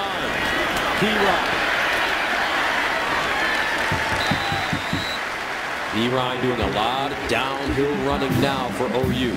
He is just such a physical back. Now, we've seen the elusiveness. He's stepped down to tackles. But the thing I like most about Samaje Pirine is once there is inevitable contact, he's the one delivering the contact. He gets low behind his pads, and he's a powerful runner. 5'10", 235. Second and goal at the 4.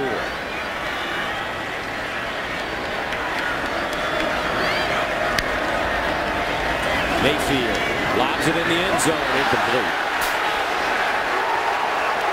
Intended for Geno Lewis. Brings up third down and goal at the 4, but you're running the ball so well with Pirine. He's got 2 opportunities. That reminds me of Pete Carroll and Marshawn Lynch in the Super Bowl. I couldn't agree with you more, Gus. And now Mayfield gets his foot, it looks like, stepped on late, by his left guard. That's Ben Powers, number 72, right on the top of his foot. Third down goal at the 4.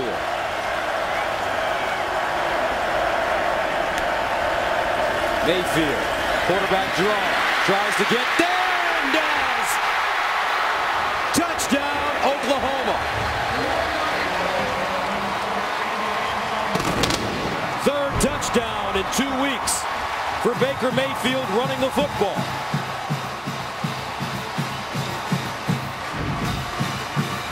We haven't seen a lot of the quarterback design run, but we see it here. Mayfield senses that opening, takes off to his right, and gets into the end zone. Clearly crossed the goal line before that ball came out, so the fact that it's on the ground is a non-factor as the Sooners come right back with a touchdown drive of their own. 27-27 as Austin Seibert tries to give Oklahoma the lead.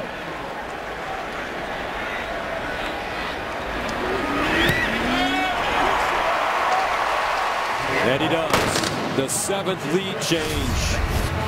4 in the 3rd quarter.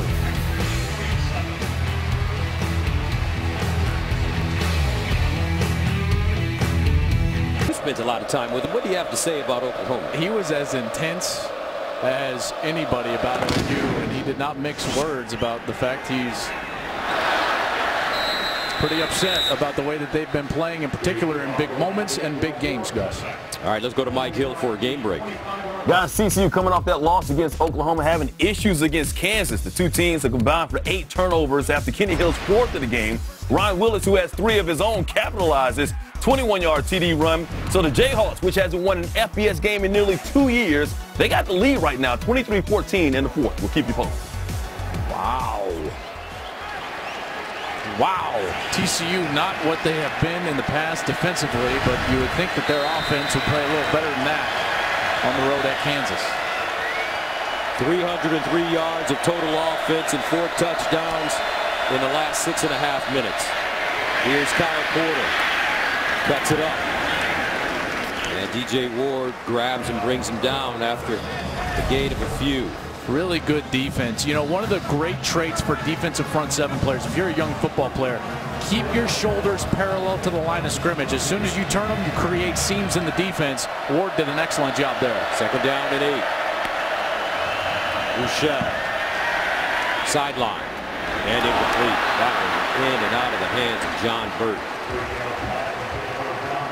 We've seen some fireworks down the field. I was expecting them today from John Burt. This guy is fast. Has a little bit of space here. Ball is on the money right at the face mask. Got to come up with that catch. Now presents a much more difficult 3rd down opportunity. Last week against TCU in these situations, 3rd and long, Mike Stoops, the defensive coordinator, brought a lot of pressure.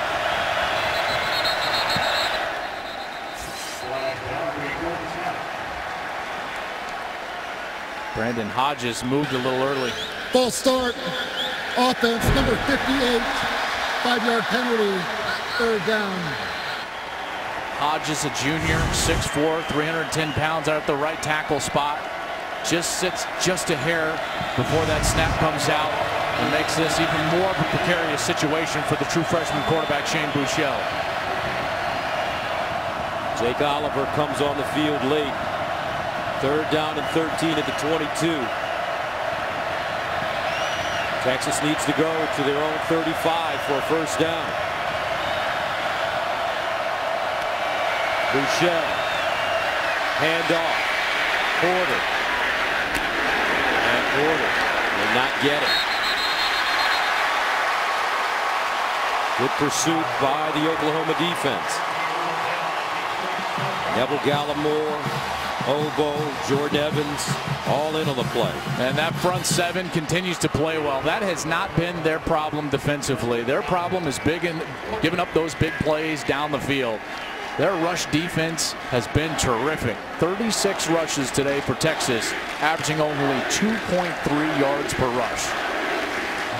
To Joe Mixon. Change field position here. Dixon. Mixon with the fair catch at the 24.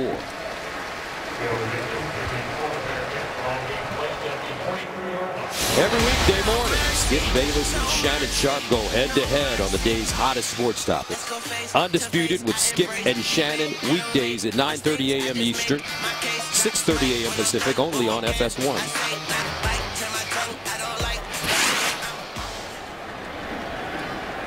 What a 3rd quarter. Our score was 14-13 at halftime. 28-27 now, 20th ranked Oklahoma with the lead and the football in the Red River Showdown. 1st down at their own 24. Mixon will crawl forward. Get to the 30. Edwin Freeman grabbed his ankle. This defense has got to make a play somehow. You know, outside of the turnovers, they have not stopped Oklahoma most of the day. They've got to find a way to get that ball back. 2nd and 5. Mayfield to the sideline for Westbrook, goes up high. And Makes a catch. How he kept his foot in bounds. Nobody knows a 22-yard gain for Dede. He just held it in that left hand, pinned it against his shoulder going to the ground. Nixon.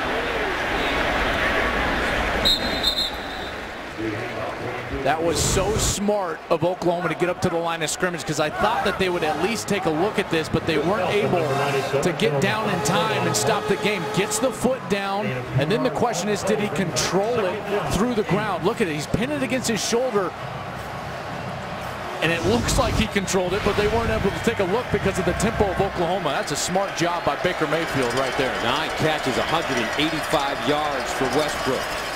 Mayfield looking for him again. He's got it, and he's got speed. Watch out, D.D. Westbrook again. 47 yards, his 3rd touchdown.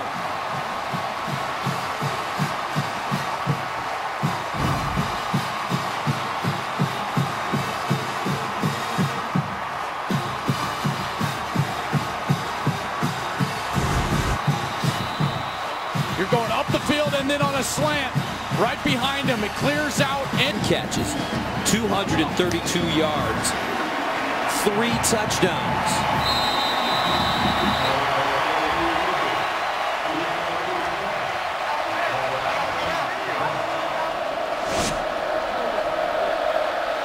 Seibert kicking it away to Amani Foreman.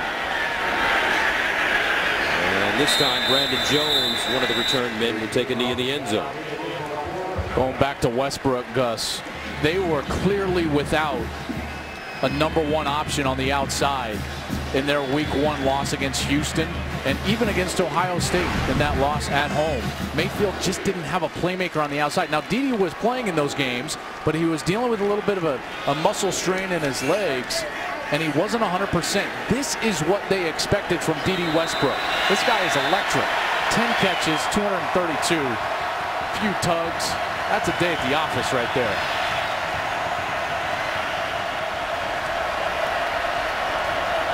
First down, Texas after 25.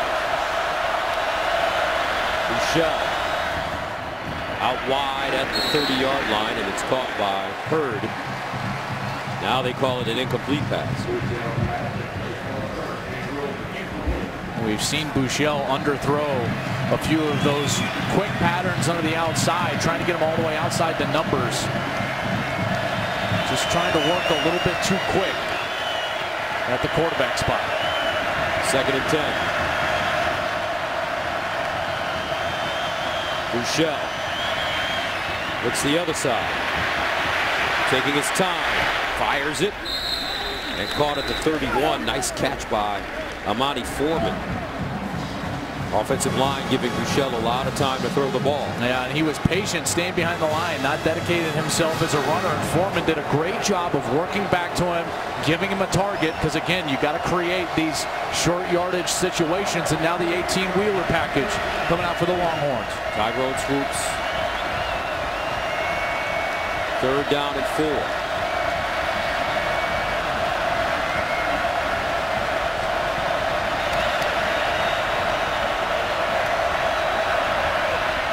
Swoops runs it, and he won't get the first down.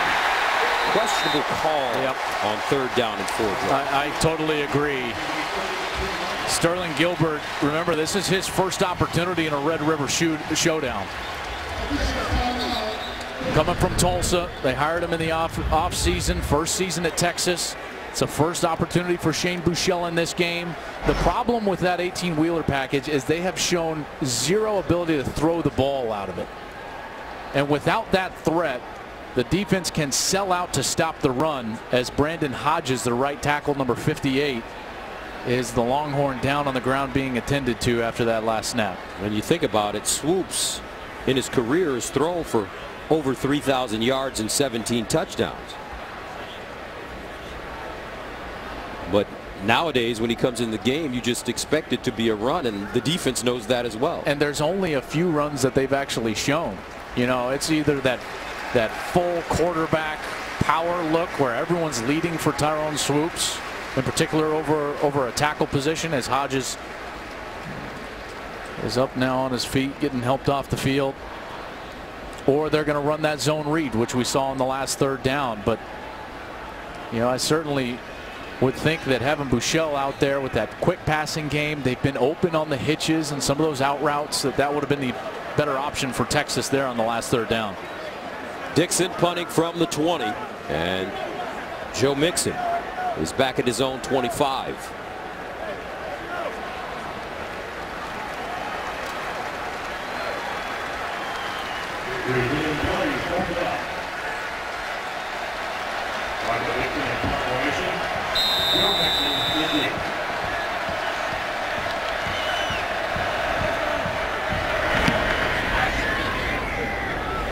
And Mixon with the fair catch. Oh, he touched it. Loose. Texas has it. Wow.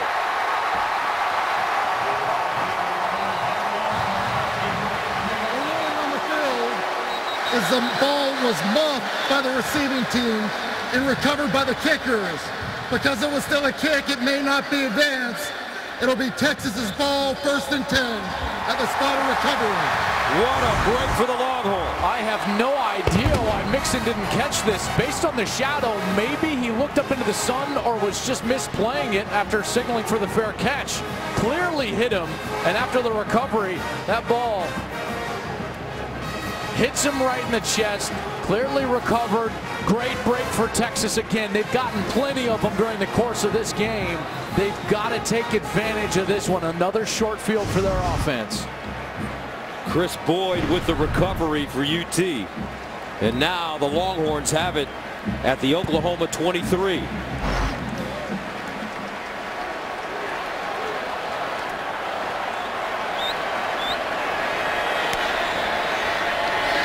Buechele out wide, and it's caught by Amani Foreman, but a great open field tackle. I tell you what, Jordan Thomas has been a star in the secondary for OU today. He has been great. Now, he gave up a big play for a touchdown, but he's been terrific on the 50-50 ball down the field. He's got 3 PBUs, pass breakups, and he's been good in open field tackling as well against Charlie Strong's team. No gain, 2nd and 10. Foreman breaks it. Foreman still moving and goes down at the 15. Stephen Parker with the tackle for Oklahoma. Huge third down here. Gus, they got to go back to Foreman. 3rd down and 2.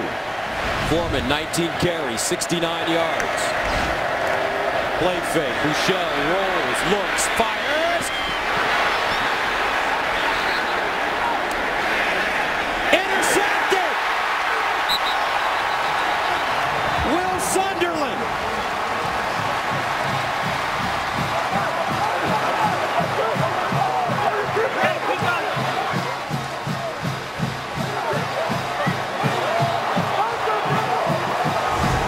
Just a little hesitation on the part of Buechele.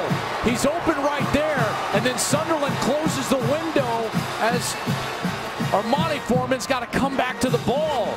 They both went down with it. The initial signal is OU, but it's so hard to say exactly who had possession. Is that the defender completed the process of the catch first? It's an interception.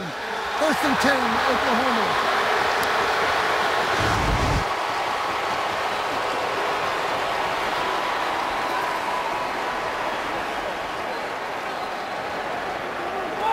The ruling on the field of an interception is under further review.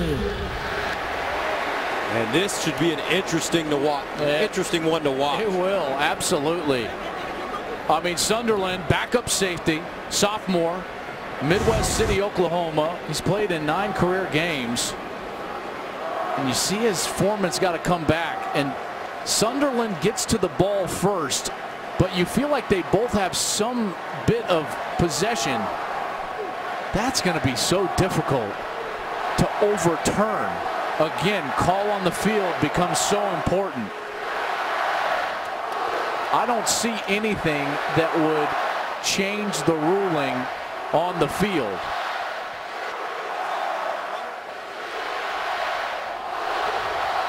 The only part here, Gus, as we take a look at a few more of these looks, is that Sunderland's hands don't have contact with the football when they roll over. Now, I don't know if you would have enough to actually award the completion either. If they declare that Sunderland doesn't have possession, I don't think that you could declare that Foreman does have possession in bounds, which would then make it an incompletion. So a lot of things on the table here in this review. A critical review. This is a big one.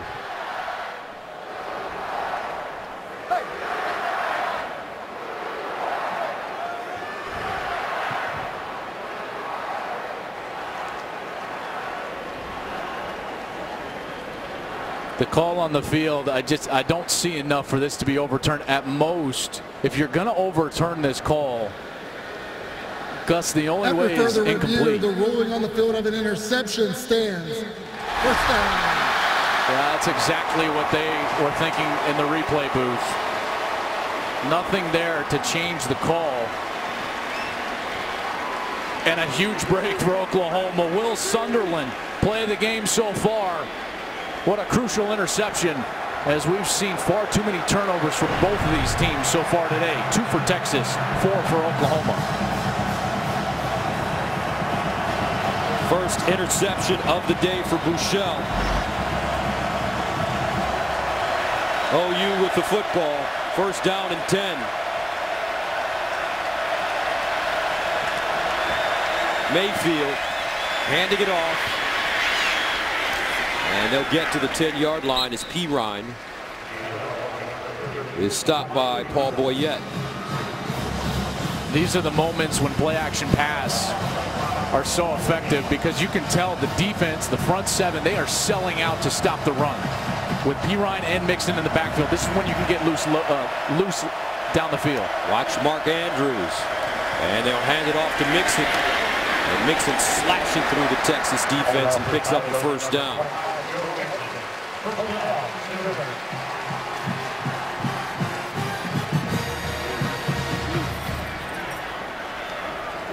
An 8-yard run, first and 10 of the 19.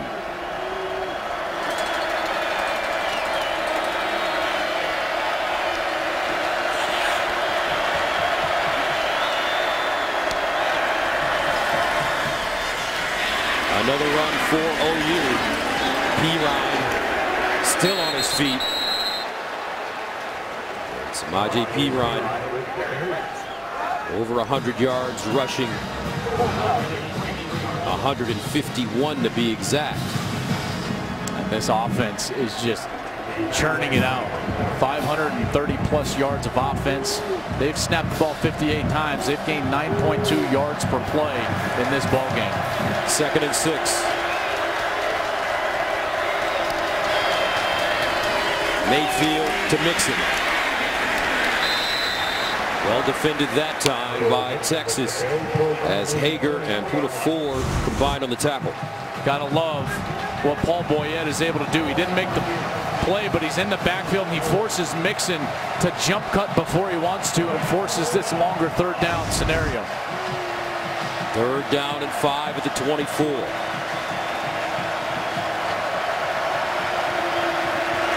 Empty backfield for Mayfield. Reese has really good legs. Mayfield steps up in the pocket and runs it, picks up the first down and more, gets to the 40 and out of bounds. 16-yard gain for the quarterback.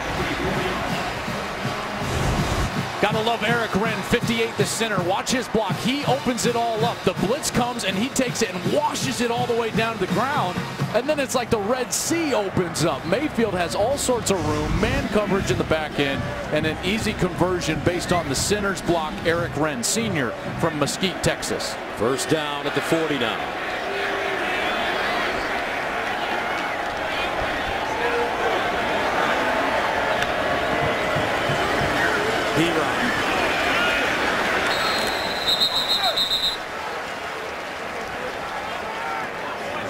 Omanahu and Malik Jefferson. No gain for Oklahoma. This front seven doing a better job so far in this series of stopping the run, but it's been a couple of big conversions from this OU offense, keeping the drive alive. And Mayfield's huddling up right now. This is not about a play. This is the fact that this clock is ticking down. This is all motivation for his unit for the fourth quarter. Into the third quarter. We've got a good one at the Red River Showdown. Oklahoma and Texas really duking it out. 35-27 OU. From Oklahoma, you know, this has just been such an explosive third quarter for Texas as well. I mean, they've hung right in there offensively doing big things, but through three quarters, Texas has given up 554 yards of total offense. Second down and 10 at the 40.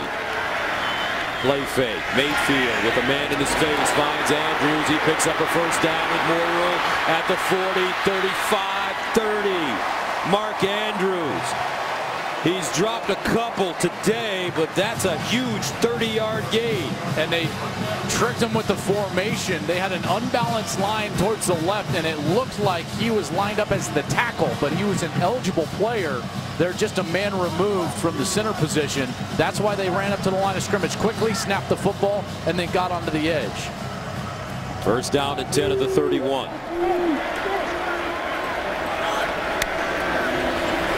P-Rod. Downhill running again, and Samaje P-Rod gets inside the 25. Wheeler with the tackle. It's just so interesting. It's like Art Briles is on one sideline, Mike Leach is on the other. It is, isn't it? I mean, with Lincoln Riley and Sterling Gilbert. Now, one thing that Lincoln Riley has been able to do as the play caller for Oklahoma is incorporate more run game than what we've ever seen from Mike Leach in this true air raid style of offense. He leaned on it late last year to get into the playoff, and he's leaning on it right now here. Second down and 3. P-Ryan again. And you get the feeling if Mike Leach had a Samaje P-Ryan or Joe Mixon, he may have run the ball a little more. And you know what? He gets a little bit of a bad rap. Remember, Washington State twice this year has run the ball for over 200 yards, including against Oregon. So if it's there, Mike Leach will run it. He doesn't necessarily want to, but he will. Third down and 1.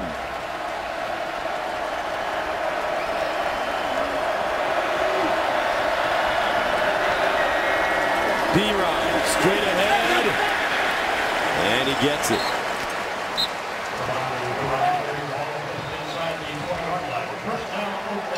That was all second effort from P-Ryan. They're going to run the power play 72. That's Ben Powers. He's going to come. He gets knocked back into the backfield, but P-Ryan stays on his feet, and then he gets skinny.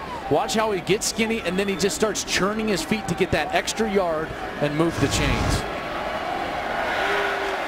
First down and 10 for Oklahoma at the Texas 20. Mayfield in trouble, buying time, now uses his legs. Baker Mayfield out of bounds at the 15.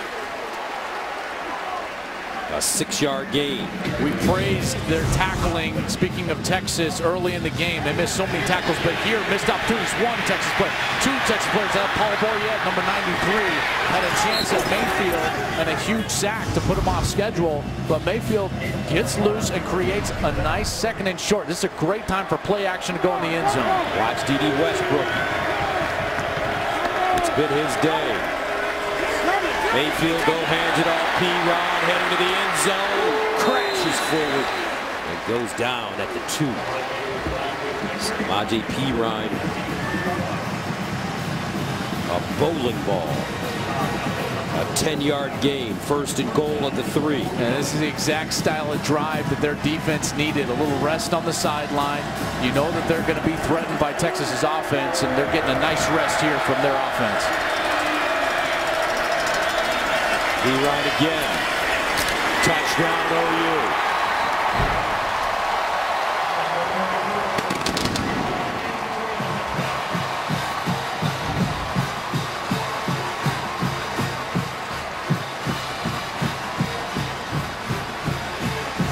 Well, Charlie Strong is not used to seeing this. It's good old-fashioned under center from the quarterback. You almost never see that from Oklahoma. You pull the left tackle, left guard Ben Powers, and get into the end zone. That is smash mouth, downhill, power football. Extra point good. 42-27 Oklahoma. Sooners with a back-breaking drive.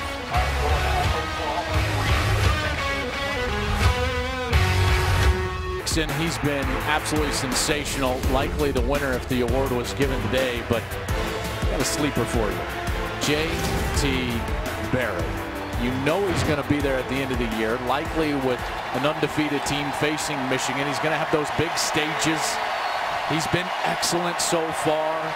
Deshaun Watson keeping hope alive as an undefeated. And then two guys I want to give some love to, Jake Browning and Mitch Trubisky. They've been sensational for Washington and North Carolina. They deserve a little love for the Heisman as well. 5 Heisman Trophy winners for Oklahoma, 2 for Texas.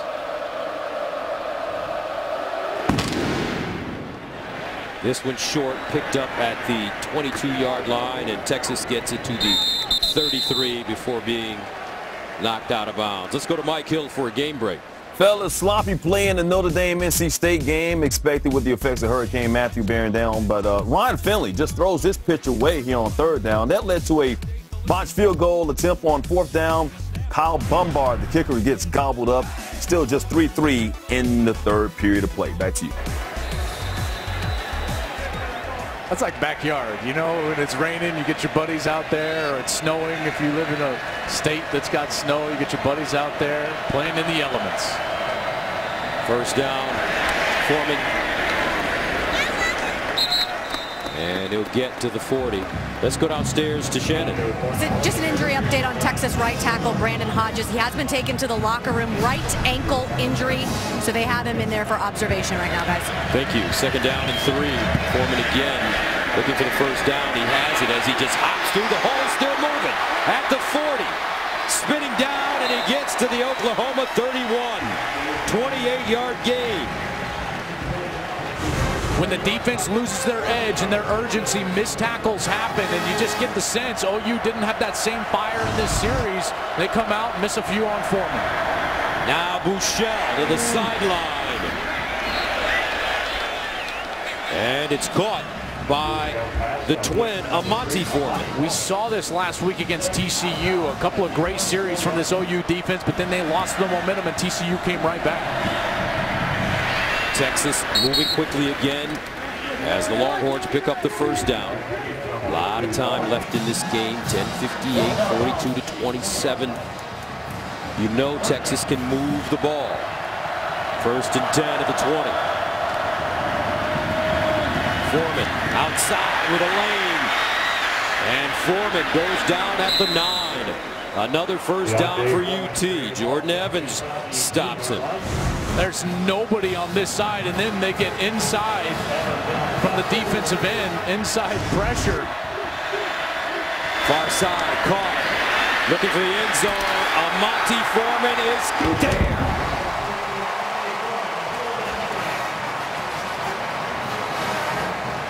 And Texas strikes quickly. What a drive from Texas. I mean, right down the field. That was hot knife through butter style of drive. OU put up 0 fight on that series, and Texas made them pay. Great run from Foreman. Excellent execution from Bouchel. Domain in for the extra point. And it's good, with the big question for the Texas Longhorns. Can Charlie Strong's defense stop somebody? We'll see right after this. This is as good as there is. Showdown. Charlie Strong's offense striking quickly. 6 plays, 67 yards. Foreman, Amante with a 10-yard touchdown catch. His twin brother, Deontay, 6 straight 100-yard games. Mixon back deep.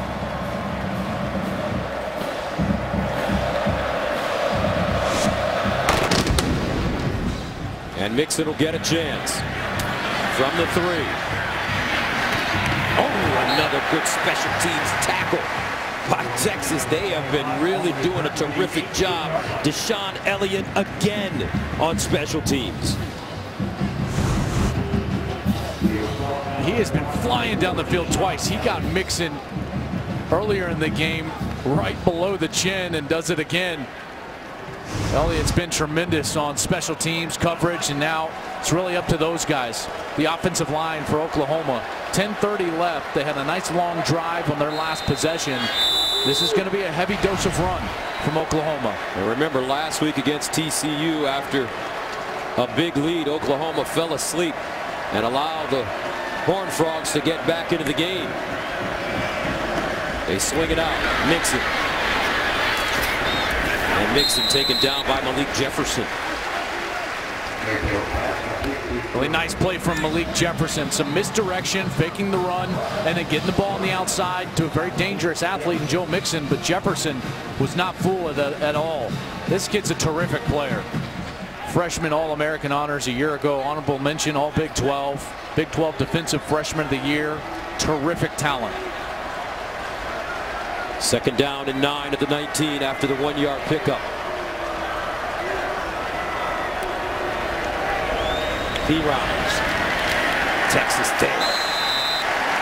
Swarming Longhorn defense led by Paul Goyette brings up 3rd down and long. I would expect Texas to pressure Baker Mayfield here. Charlie Strong with the defensive call as the crowd comes alive, and Mayfield's going to have to make a play. D.D. Westbrook, the receiver, at the top of your screen. He's been brilliant. 3rd down and 8.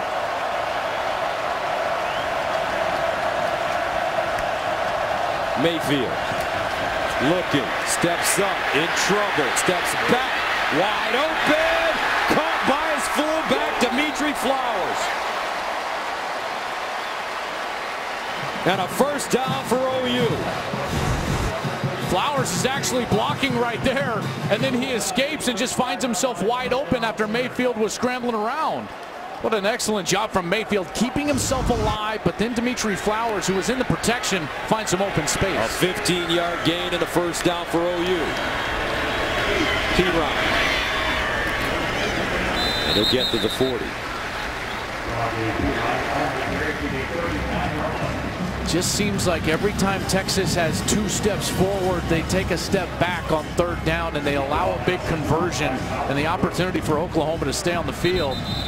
As looks like officials Flowers. Timeout for an injured player. This is Dimitri Flowers. He's a junior. He's one of their blocking backs. Kind of a fullback guy, chosen as All Big 12 honorable mention last year by the coaches in this league. In fact, talking with the coaches this week, they felt like Dimitri played as good as anyone, as well as anyone, on the offense last week against TCU. Doesn't have to have the football to make an impact. We saw it on the last play. He finds an open spot for a conversion. When you look at the Oklahoma roster, if you're a Texas fan, you say, what happened? Baker Mayfield's from Austin. Dimitri Flowers is from San Antonio. Samaje Perine is from Pflugerville. D.D. Westbrook is from Cameron, Texas. That's the nature of this state. Over half of FBS recruits, Division I recruits, come from really 4 states: Texas, Florida, Ohio, and California. There's going to be players from Texas littering the country. This is such a great state for high school football. So passionate about this sport. 2nd down and 6 at the 39. P-Ryan caught in the backfield, leans forward, gets back to the line of scrimmage. Omenahu, first man to him, the sophomore. Well, here's the next opportunity. They've had this chance before. Oklahoma is 6 of 10 on 3rd down so far today. Mayfield has been excellent. They have not gotten pressure to him. He's had lots of time on 3rd down. Can they get to him here? 3rd down and 5. Mayfield has not been sacked in this game.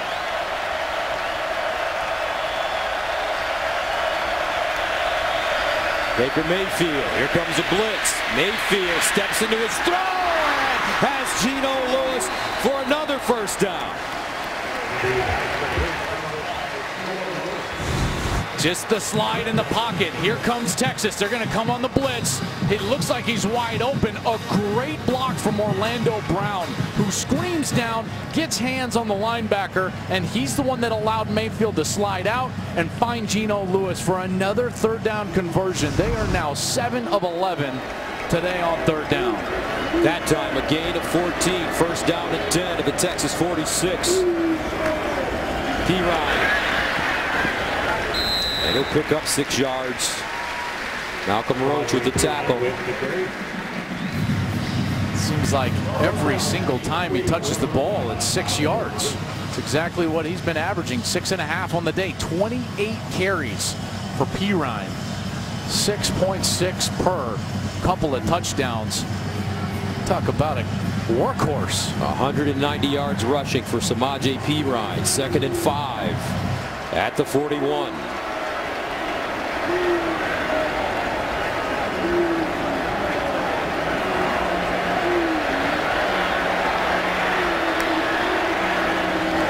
P-Ryan breaks it inside, and first down OU. Boyette with the stop. But that Oklahoma offensive line has just done an excellent job. They've kept Baker Mayfield clean, and they have pushed this Texas front 7 rushing the football. Eric Wren and Ben Powers, I give them a lot of credit. Weren't starters to start the year. 58 and 72, the center and the left guard. Eric Wren was a walk-on, formerly junior college player. Ben Powers, junior college player. They're playing terrific football right now for the Sooners. First down at the 34. P-Ryan again. P-Ryan down at the 27. Hager with the tackle, but if you notice, now Oklahoma taking their time getting to the line of scrimmage and getting their plays off. This is what is so advantageous about having an experienced quarterback. And you don't have to huddle to go slowly. This is kind of that milk the clock tempo. So what Mayfield's going to do is he won't get his guys all the way up to the line of scrimmage until about 15 on the play clock. It's 16 now, 15. Now he'll get them lined up, and he's going to try to make all the checks necessary, and he won't snap the ball until under 5 seconds on the play clock. 5 seconds exactly. P-Ryan and Samaje will gain a yard, maybe a yard and a half. 4:50 and counting. Is that something that's practiced, Joel? Absolutely. Situational football, it's so important. And too many times in the college game, you don't see offenses that have the ability to get in 4-minute offense. But in 4-minute offense, you know you're going to be in 3rd and short. Just by the nature of the play calling, you have to convert these situations and win at the line of scrimmage. 3rd down and 2. Can someone from the Longhorn defense make a play? Mayfield drops it off. First down, Dimitri Flowers. And right now, this Oklahoma offense just keeping Texas off balance. And Flowers with his 2nd third down catch of the drive. Now 8 of 12 on 3rd down in this game. Texas just cannot get off the field. Credit the play calling. Also the first down efficiency of the run game. How many times have we seen 3rd and short rather than 3rd and long for Oklahoma and Lincoln Riley? 12th play of the drive that started at the Oklahoma 18. They've converted 3 third downs on this drive. 1st and 10. P-Ryan trying to squeeze through the hole. I mean, they're going old school here, lining up Mayfield from under center. They're running that pulling guard, very similar to what Stanford does. It's called the power play. You pull the guard, you try to lead the guard and the fullback up the hole, kick out the defensive end, and get that linebacker blocked. And now they're going to sit there in this milk the clock mode. 7-minute drive for OU.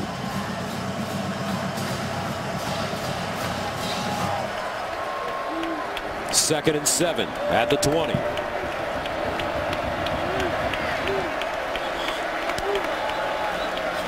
P-Ryan again.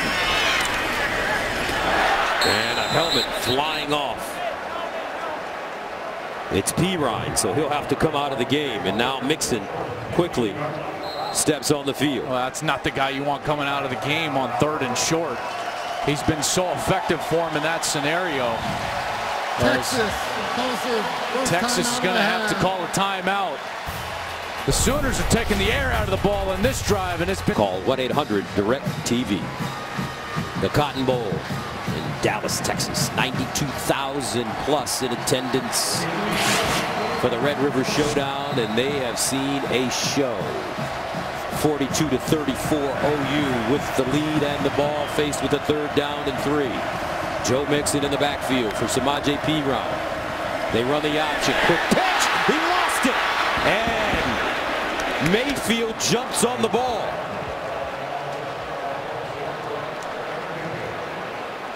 Well, he had all sorts of green grass. Great design as they're going to run a little option play off the defensive end. If Mixon catches the ball, he easily gets the 1st down. It's right in his hands. Has not played all that great today. Muffed 2 different punts, one of them recovered by Texas, and this time Mayfield's got to jump on the ball. And we've seen kicking game errors for Oklahoma all season long. 0 for 1 today. First drive of the game ended in a missed field goal. We saw them miss against Ohio State on the opening series off the upright, and we also saw the miss that led to the return touchdown from Houston in week 1. Texas calls their 2nd timeout of the half. It'll be a full timeout. Will the clock operator please reset the clock to 2:41? 2:41. Thank you. So with 2:41 remaining in the 4th, Oklahoma prepared to bring on their field goal kicker, Austin Seibert, who missed a 49-yarder in the 1st half.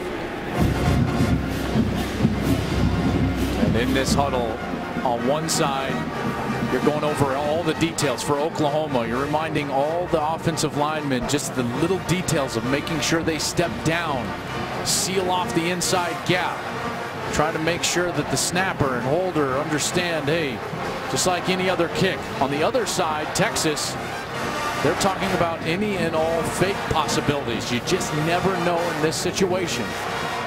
Got to stay home.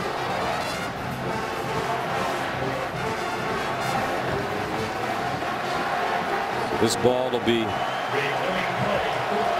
spotted at the 29th, so a 39-yard field goal attempt by Seibert.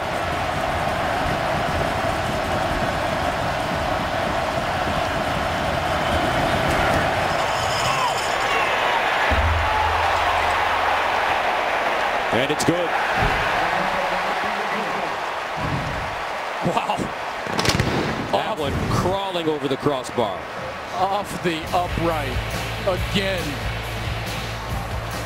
Oh, Snyder in that Texas Tech matchup. Sooner fans know that the Sooners have been snake bit a little bit down in Lubbock over the years. Stoops is going to use a timeout before a kickoff. Oklahoma calls their 2nd timeout of the half. All right, while we'll stay here, let's quickly head to Los Angeles for a game break. All right, Gus, Kansas and TCU, final seconds. Jayhawks down 1. Matthew Wyman, 54-yard field goal attempt for the win. Wide right, so TCU escapes. Kansas still hasn't won an FBS game since November of 2014. Well, I guess a win's a win. Yes. That's what Gary Patterson will tell his club. On the road. On the road and in conference. And we were down talking with Gary last week, and he made sure to remind us even before the Oklahoma game, hey, going to Kansas has been tough for us. We've had tough games there. So he was looking ahead to that one even last week before facing these Sooners. Monty Foreman, the deep man line drive kick. They let it go through. It's picked up at the 9-yard line by Foreman. And Foreman turns the corner and gets out of bounds at the 31. So 2:30 to go, 4th quarter. Texas down 45-34 as Shane Buechele comes back on the field. And this is the guy they've been waiting for so long. Dimitri Flowers on the kickoff team was shaken up just a little bit as he gets helped off the field, but Buechele, he's the man. True freshman. Everyone was hoping he was going to pan out to be a great player, and he has panned out thus far in his career. Now's his time. 2-possession game with 2:30 left. Gus, you've got to think of a time on the clock and where you want to score. The strategy here is you got to score with at least a minute left to give yourself a realistic chance for that second possession. Texas with 1 timeout. Bouchel, they run it. Foreman breaks free, and Foreman gets to midfield. Longhorns will get to the line of scrimmage quickly.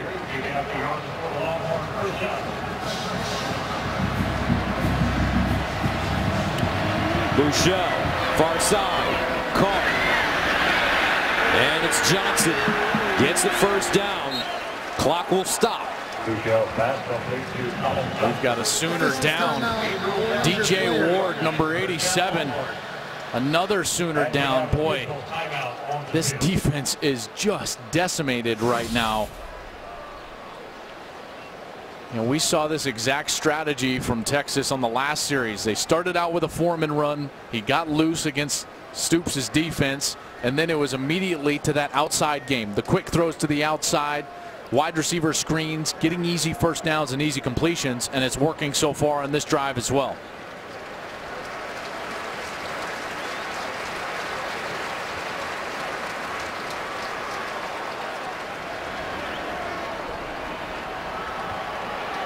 First and 10 at the 40-yard line for Texas.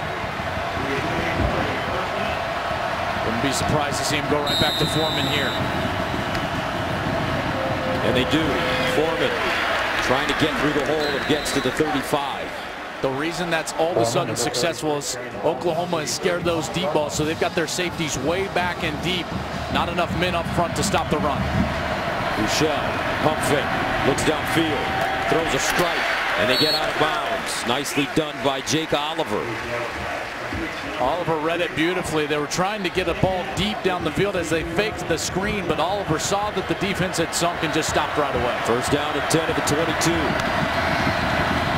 Foreman hits the edge on his feet to the end zone. Touchdown. Just like that, Texas scores. 22 yards.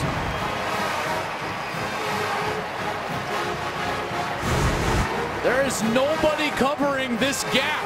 When the defensive end goes inside, there's no linebacker support on the outside. The linebackers get washed up, and Foreman is gone. It's man coverage on the outside. Okoronkwo was the outside linebacker playing at the second level. Wasn't able to get there. And Texas will go for 2.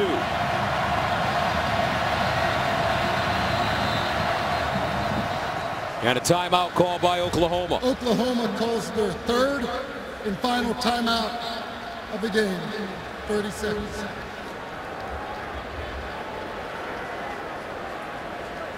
Some nervous moments for Sooner fans and Longhorn fans. So important here. Minute 45, a lot of time left. Texas still has that 1 timeout left. But this makes that next possession so critical, because you're either going to just be sitting there with a field goal to tie it, or you're going to have to get all the way into the end zone. This 2-point conversion, these 2-point plays. Offensively, I'm always a fan of getting the quarterback on the move, getting him outside of the pocket. It gives him a run-pass option, and it forces the defense to flow and choose and declare where they're heading. A lot of times you'll see a throwback to the left side, but they are lined up on the left center of the field. We'll see if they move Bouchel outside of the pocket. Trips at the bottom of your screen. Bouchel with Kyle Porter in the backfield. Bouchel, play fake, looks in the end zone, incomplete. That one thrown high, intended for Dorian Leonard. 1:45 to play, an onside kick coming up. Edition and play 4 days early. 45-40 OU, a minute and 45 remaining. Onside kick coming up for Texas. The Longhorns do have a timeout.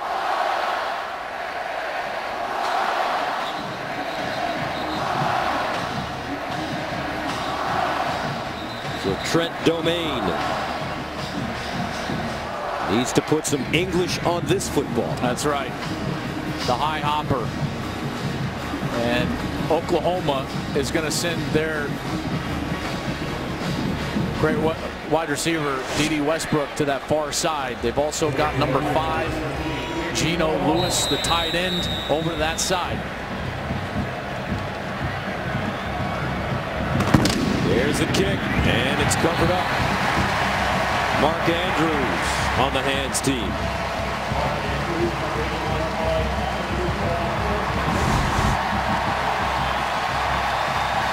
Really aggressive from Andrews. Almost like a third baseman in baseball. He didn't allow that football to take a second hop. He went out there and caught it in the air. Excellent job from Mark Andrews. And now offensively, with 1 timeout for Texas, it's 1 first down and ball game for the Sooners. In this game, 1,102 combined yards and 11 touchdowns.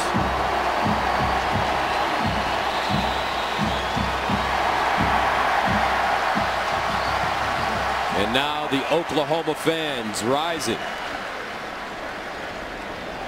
They are 1 minute and 44 away. Here's a handoff to Pirine. And Pirine gets to the 41. Let's take a look at our Dickey's performance of the game, and it goes to D.D. Westbrook. D.D. Westbrook, 10 catches, 232 yards, 3 touchdowns. Those 232 yards, a Sooner single game record. I couldn't just give it to one guy, Gus. I had to give some love to Samaje Perine as well. This dude was a workhorse today. 34 carries, 211 yards, over 6 a pop. 2 touchdowns. He's been terrific, and a large reason why has been this man. And we've seen him down a couple of times. Dimitri Flowers, number 36, who's being attended to. Charged with their final timeout. However, Texas declines the option for a 10-second runoff as this injury occurred with a running clock. The clock will start on the snap. So Texas had called the timeout, but because of the injury, under 1 minute, there will be no 10-second runoff.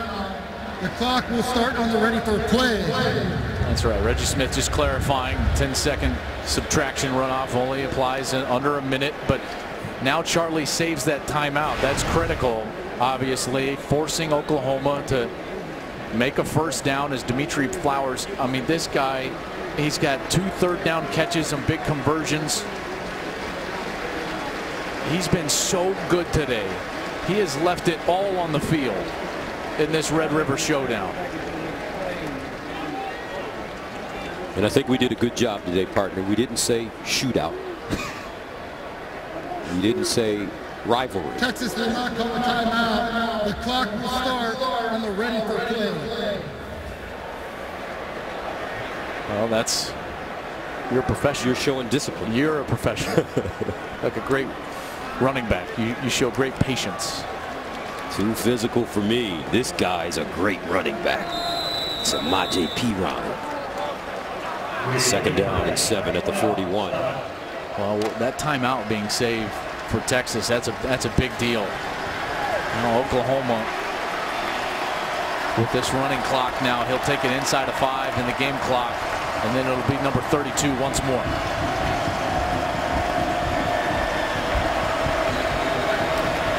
Pirine.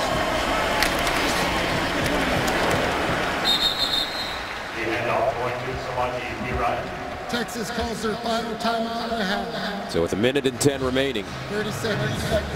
Texas using their final timeout. Well, here's the question. At 1 minute 10 to the field. I think that's a smart move.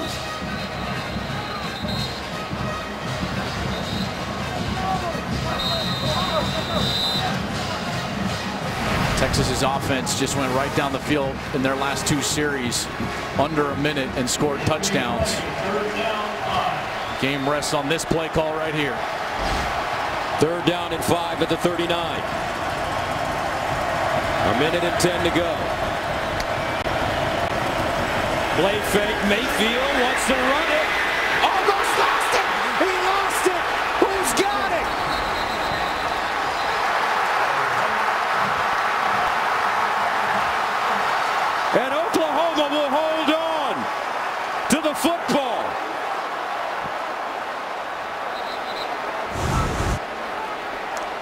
My goodness. A terrible mistake from Mayfield. No reason to fight for extra yardage there. Just got to go down and secure the ball. He is so fortunate. Oklahoma's going to take this delay of game that's about to happen before their punt. And I believe it was offense, 5-yard penalty, 4th down. And I think it was Bobby Evans, the redshirt freshman, who recovered that football. You're right, 71. Unbelievable. Texas had an opportunity at it. It went right by number 97, Chris Nelson, who had the real good look at it. Just went by his left leg. And Bobby Evans comes up with the ball. Unbelievable. The clock will start on the snap. So Texas with life. As the Oklahoma punt team comes on the field.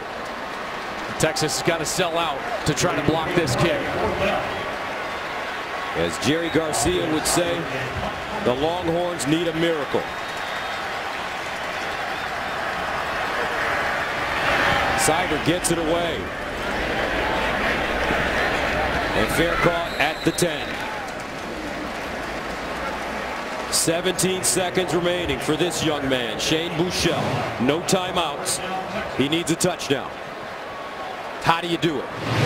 You got to throw the ball down the field, and you've got to go to John Burt at this point. He's your track champion. I think he's the only guy in this situation that can possibly get behind the defense.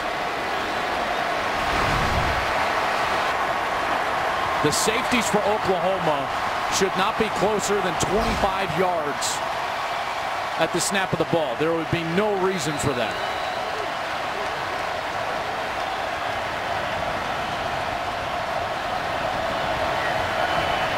Buechele in the shotgun. Bounces out of the pocket, throws to the sideline, and incomplete. That one out of bounds. Monty Foreman, closest man to the ball. John Burt not in the game. So they've got Dorian Leonard, 6'4", 200 pounds. Got Colin Johnson on the field, along with Jake Oliver.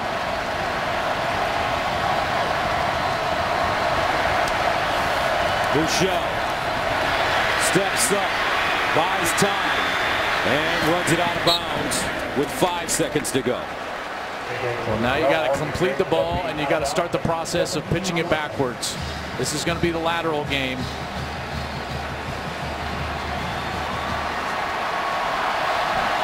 Final play of the game.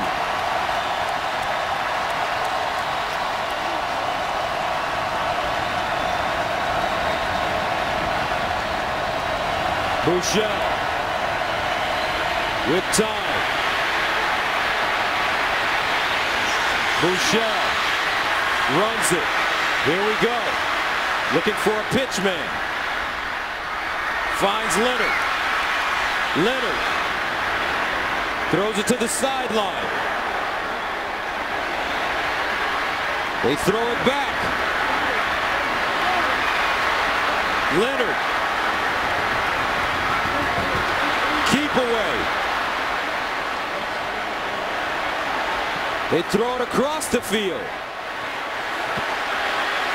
Hurd, and he's taken down by guess who? Jordan Thomas. And that's it. Oklahoma holds on. 45-40, the final, as the Sooners beat the Longhorns in the Red River Showdown, but there is a flag on the play. The penalty is declined. The game is over.